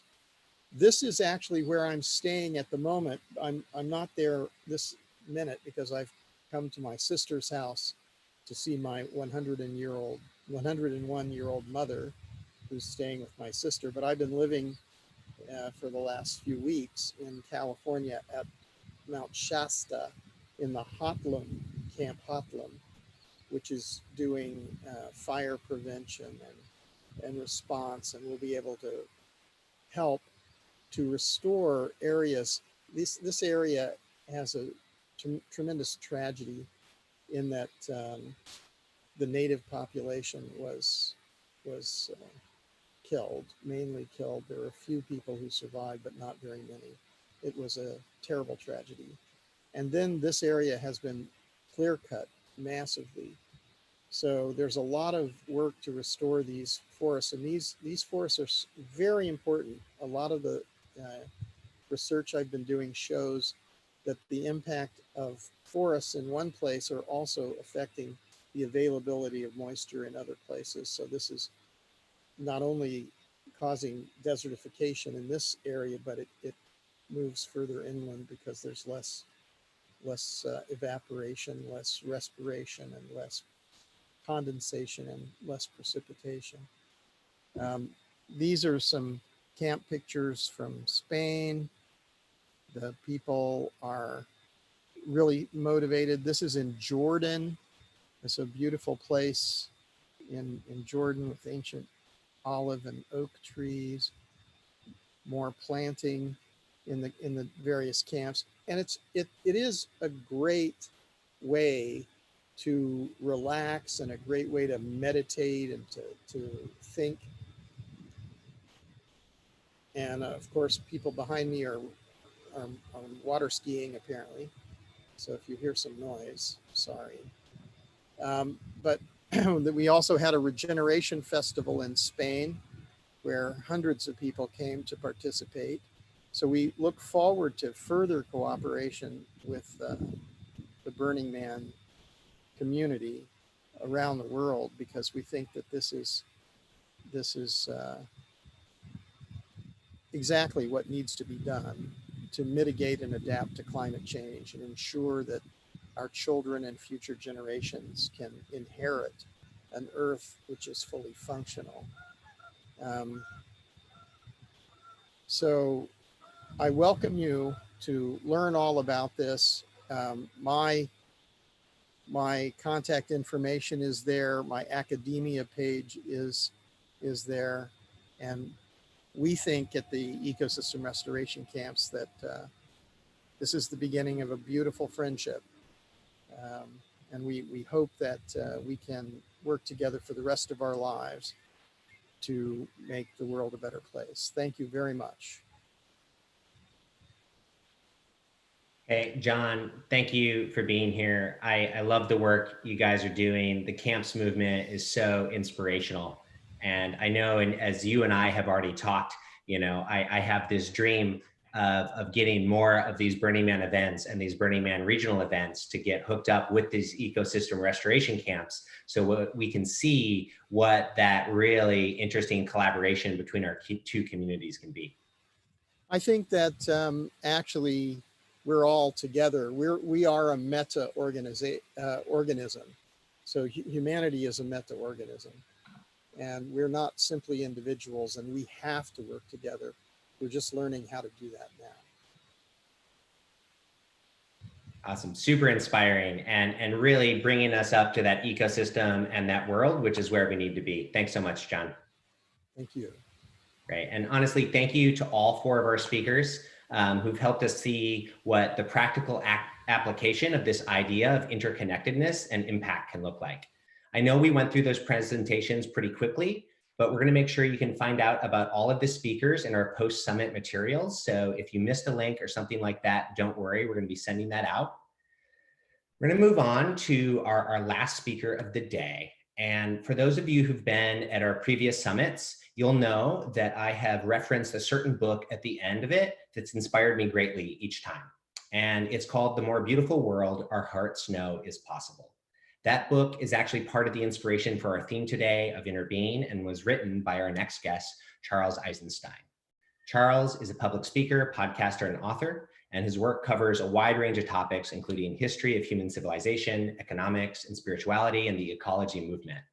I also want to just call out that he's written 2 wonderful essays recently called The Coronation and The Conspiracy Myth that offer an awesome insight into what's happening right now in this moment. And my last thing I'll say is that I also just believe he's one of the people who really captures the zeitgeist of this larger culture, this meta culture that John just referenced, that the Burning Man community happens to be a part of. Charles, thanks so much for being with us here this morning. Yeah, thank you, Christopher. I hope that everybody can hear me.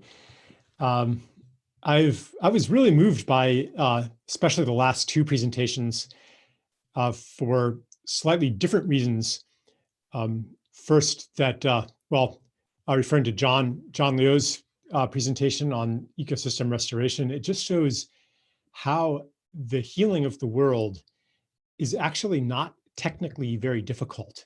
If we devoted even 1/10 of the energy that we devote to armaments, and took that money and took that labor and creativity and devoted it toward healing society and healing the planet, we would be living in paradise in a very short span of time. And I just love these glimpses of what's possible, because it affirms what you just mentioned, the title of my book, The More Beautiful World Our Hearts Know Is Possible. It says, yeah, heart, you're right. Even if the mind has been telling you that it's impossible because the changes are too great that we need to make. Well, here is a little glimpse of the future reaching into the present and to show us a path. And I loved, that really made my day, the image of the seesaws on the border fence. And what that spoke to me in a different way. There's a little bit of a David versus Goliath thing, this enormous fence with this entire apparatus of imperialism behind it. But here's like, what really struck me is the border guards, both on both sides, allowing it and taking pictures of it and smiling. And that reaches another source of hope, which says that this oppressive apparatus is not monolithic. And on some level, maybe not on an ideological level, but on some level, nobody actually wants this. Nobody thinks that almost nobody thinks that the wall is a thing of beauty. It's more of like, it's kind of a necessity, but those seesaws, they really reach the heart in a different way and also speak to me about what's possible for peace. And both of these exemplify the theme of interbeing, which I like to phrase it in many ways, but one of them is that it offers us a new and ancient story of who we are, whereas the modern self describes us as separate individuals, maybe having relationships with other separate individuals, and all of us inhabiting a world that is separate from ourselves. Interbeing says, no, actually who you are is relationship. And your being includes the being of these other people and the being of the world. Therefore, if these other extensions of yourself with whom you relate, if they are not thriving, if they are not healthy, you cannot thrive or be healthy either. That security, that health, that wealth cannot come through dominating and controlling those outside of ourselves, cannot come through building a wall between ourselves and those who are suffering from the results of an extractive neoliberal capitalist system, nor can we be healthy or happy through the destruction of nature and the appropriation of all of nature's wealth for our own short-sighted profit or limited self-interest. It's like, even if you say, okay, let's be completely selfish here, even from that starting point, it still is a fool's game. Like it cannot bring real wealth or real health or real security to be in an antagonistic, dominating relationship with the other. So as we let in this understanding, it becomes totally natural to put our energy into ecosystem restoration, because we know that we'll benefit as well, or into social healing. It's not like, well, we have to start being fair and make up for the bad things that we've done to Black people, to Indigenous people, to all the other people. It's not just that.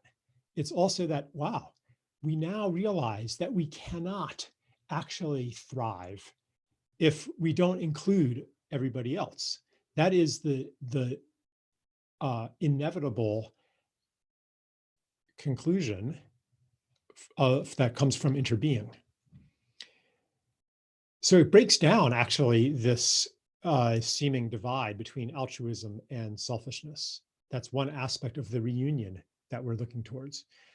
So, and I would add, actually, since we're in the time of COVID, I would add another dimension to this principle of interbeing, that wholeness.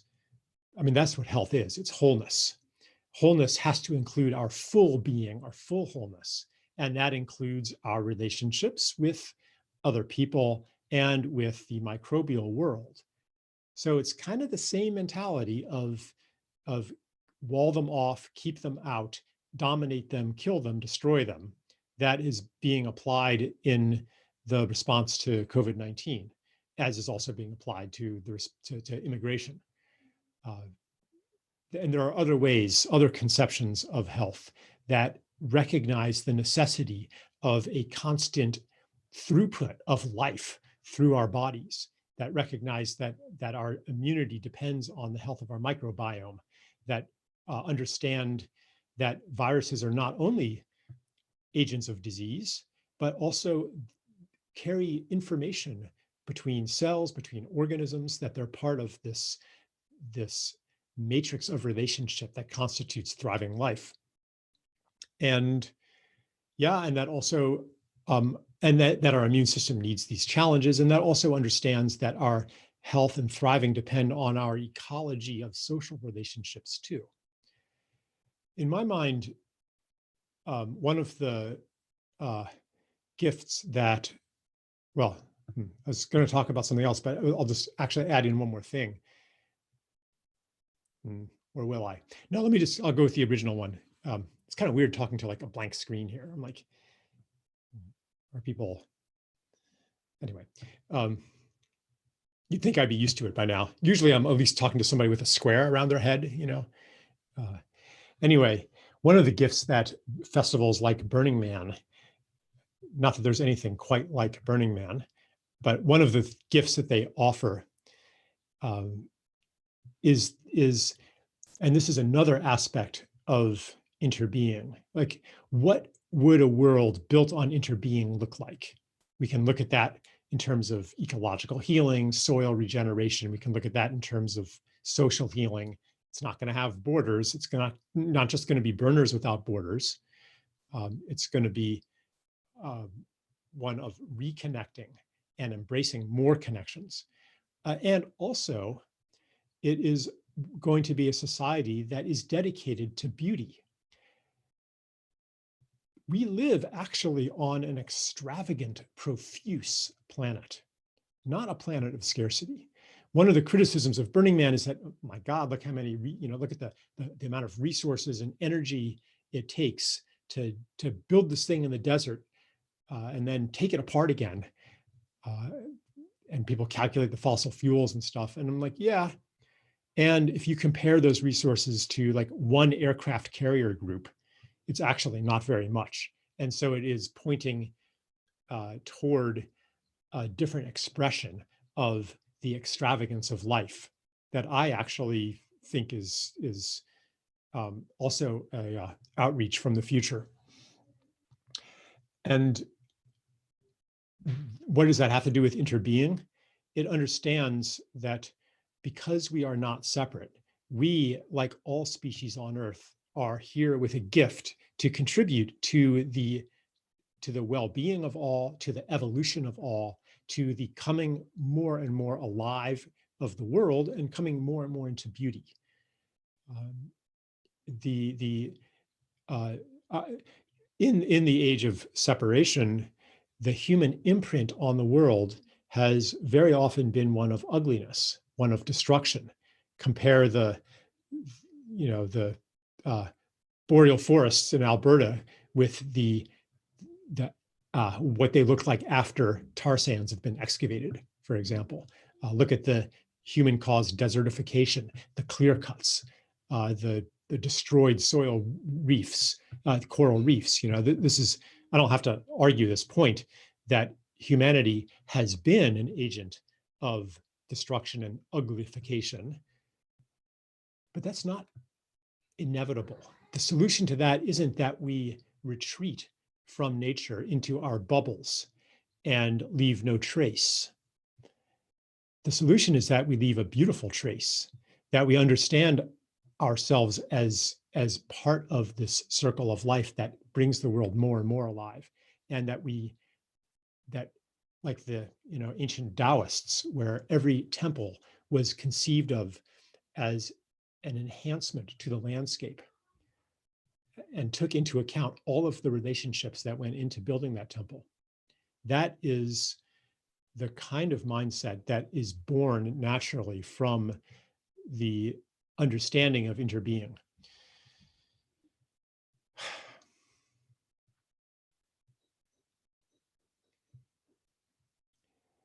So yeah,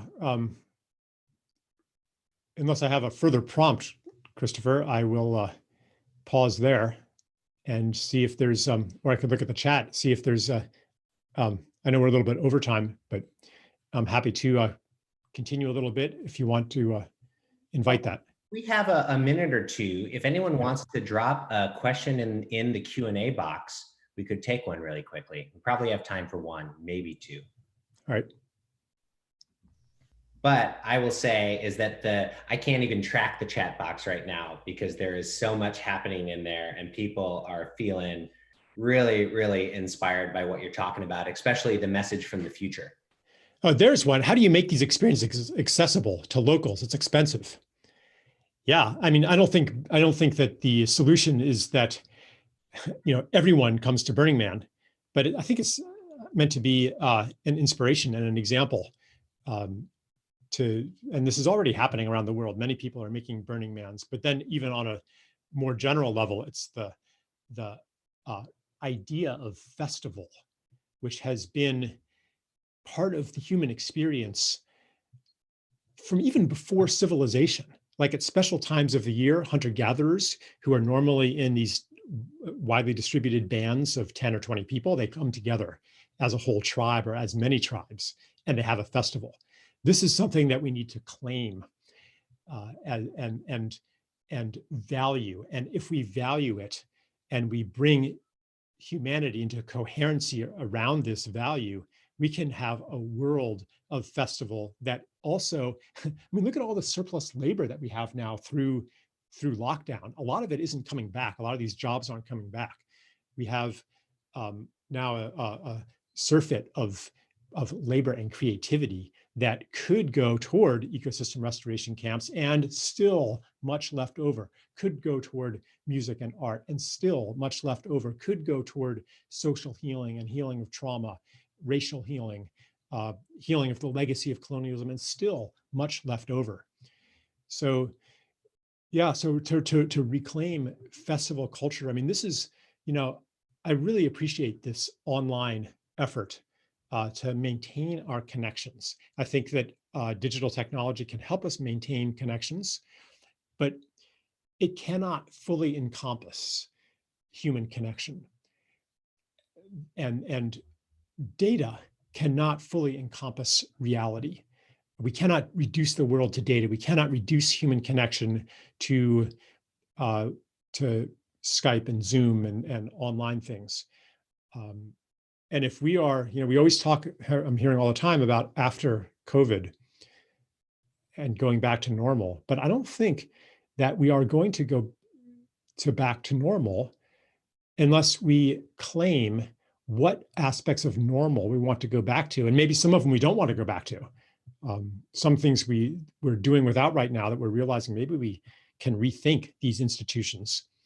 And some things we have to reclaim because they are not valued in a culture of risk minimization. Burning Man is not about risk minimization.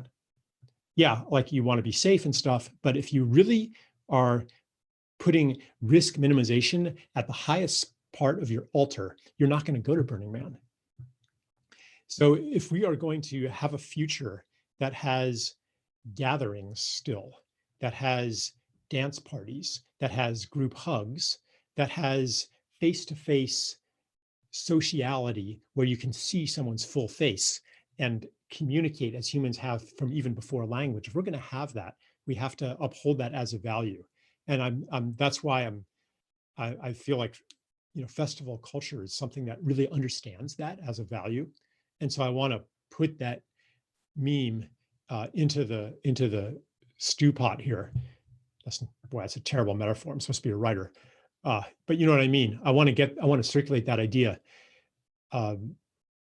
because if anyone, if we don't take a stand for restoring the value of in-person, in-place connection, if burners don't do it, who is going to do it? We're kind of the maybe one of the guardians of that value. And yeah, it doesn't mean to be reckless. I'm not talking about reckless, but I'm talking about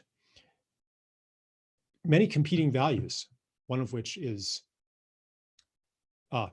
postponing death.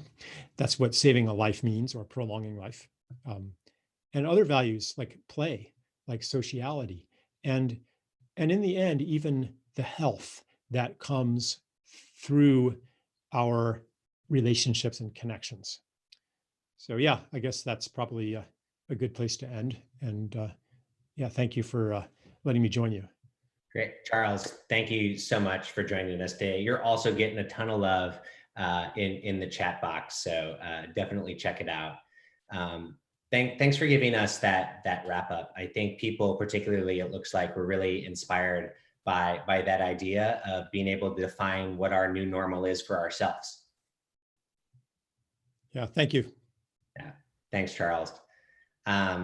Really, thank you to everyone who's been part of this morning so far. We're coming to the end of our morning plenary right now, but don't get antsy quite yet. We have a few more minutes. Man, I'm thinking about so many things, but let's round this out. And I think at this point in our programming, we want to just quickly remind everyone that we are doing this special fundraising campaign during today's summit, and that this weekend is helping us raise funds for our annual BWB grant programs, which is all around helping communities become more interconnected. If you'd like to donate, we're dropping that link in the chat box again, and you can head over to burnerswithoutborders.org/donate and make sure you write Spring Summit in the note. Just one more note on it, gifts are appreciated, but never required. A gift of any size is appreciated. And it's whatever you feel like you can give out of your own abundance, which I think is a really good point. That's $5, $20. Maybe you can give 2K or even 20K today. We're looking for all levels of support. And we know that gifts come in many forms beyond just financial. So many of you give your time, energy, labor, and love already to BWB, and we appreciate you for being you in whatever way you can give. And I just want to say that I got a report from the fundraising team, and we've raised $3,000 so far. So that's all going to get matched, and we can match up to $8,500 today. So please help us do that. And we can do it after the event as well. I'm done doing that. It's not my favorite part of it, but this is kind of like NPR. We got to do a commercial before we get to the next part. To help us reorient into the rest of the day, let's bring up the co-hostess with the mostess, the one and only Miss Molly Rose. Thank you, Christopher. Wow. I'm like, that was a lot, y'all. Like I feel like we just learned some shit. And also thank you for doing the commercials, Christopher. I changed into my axolotl adventure suit to get ready for the next part. So thank you again to all of our panelists and speakers from this morning. We are going to move into our breakout topic portion of the summit. We're going to be taking a short break and then reconvening in brand new Zoom rooms. So before you leave, here is how it's going to work. There are 2 breakout sessions, one that starts at 11:45 a.m. Pacific, 2:45 Eastern, right after this, and one that starts at 1 p.m. Pacific and 4 p.m. Eastern. If you're in a different time zone, we're gonna drop a time zone converter into the chat box so that you can double check your time. Christopher, it looks like Sarah got kicked out of our Zoom. If you wouldn't mind dropping that link in right now. Yeah, I can do that. One moment. Thank you. And then, or actually anybody on our production team. Each breakout is going to last for 1 hour, and you'll have a total of 6 different conversation buckets to choose from for each hour, with a total of 12 possible conversations over the next 2 hours, as well as an extra room during each session called the trash fence, which is for open conversations and chance meetings. So we've got our first breakout options up on the screen right now. We're also going to be dropping a link into the chat box that includes your menu of options for the afternoon. And if at any point you aren't feeling the room that you're in, then you can choose a different one. Though we do recommend that you give your room some real time and presence, because we know that in Zoom rooms, it can take a bit longer to get a conversation connected and flowing. And it does help if everyone in the room is contributing to that effort. So you're free to come and go as you please for the next 2.5 hours-ish. Take breaks as you need to, maybe put your conversation on your phone and take a walk, visit the trash fence, do whatever you need to do to feel taken care of. And we're going to come back into this room together at 2 p.m. Pacific, 5 p.m. Eastern to do a bit of harvesting from the conversations that have been had. So now we can drop that PDF off the screen, Heist, and just put it back in the chat box. So now we're going to take a bio break. We're going to grab a snack. We're going to stretch our bodies. All of the Zoom links that you need are in our quick link participant sheet, which I'm sure someone can also redrop into our chat box in case you don't have your email open. Also, a reminder that the snack room is open now and during each break, and it's staffed by Tranquility's mom. So please feel free to drop in there for a snack. We'll be seeing you in the breakouts in just a few minutes. And as we go, I'm thrilled to introduce BWB member, artist, and activist, Lauren Turk, to play us out for the morning. Hello, can y'all hear me? Can you We hear can. the ukulele and the microphone? Cool. All right. Apologies if there's technical difficulties. This song is called Turn It Around, and it's about creating a world that where everyone thrives and there's symbiotic regenerative life forever and ever.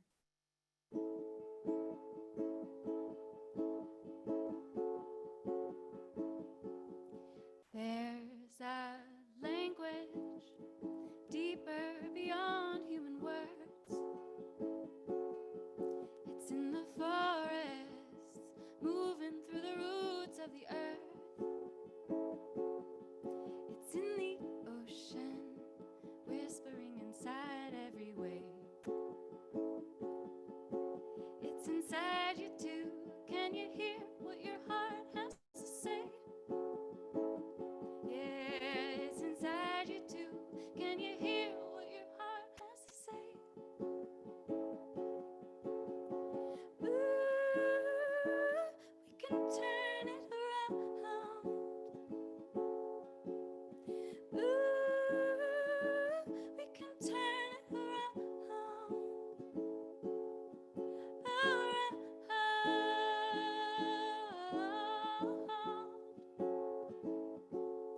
Before you, long ago, the wheel began to turn.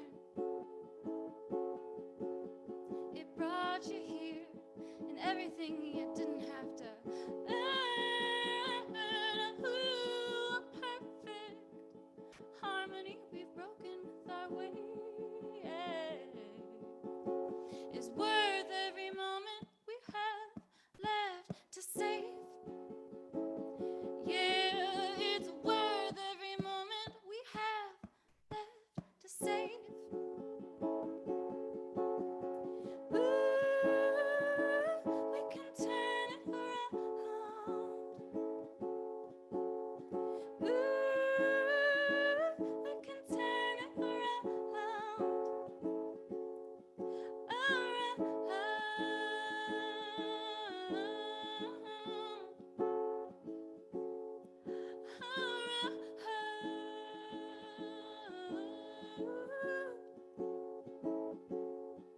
And if you feel like crying, plant a seed by my side.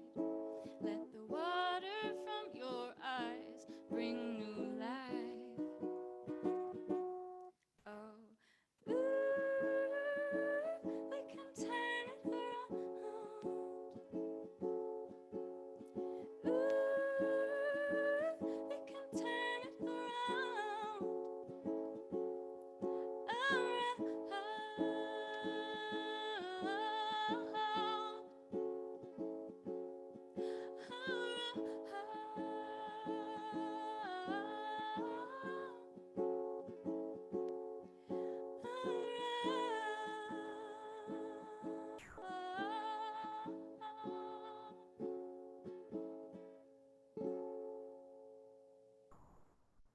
Thank you. Thanks so much, Lauren. You're amazing. Do you have anything you want to say before we go? Thank you. And interbeing, we can do this together. I believe in us, and I believe in the model of the Burning Man Project and Burners Without Borders. And I think the world is watching, and it's our time to step up and design the world to be better than the one we left behind. Thanks so much, Lauren. Thank you. You know, I see Molly up here too. I don't know if Molly has a quick announcement. I just wanted to say, I know we're running a little bit behind in our schedule today. And so the breakout rooms are technically supposed to be starting now. If you don't have the links, you can feel free to send us an email at bwbsummit@burningman.org to join all of these breakouts. Do you have anything else, Molly? I was just going to say that we're going to have Heist pull up all of your breakout 1 options onto the screen now. So you can leave this area, but now you'll be able to refer back to what is live now.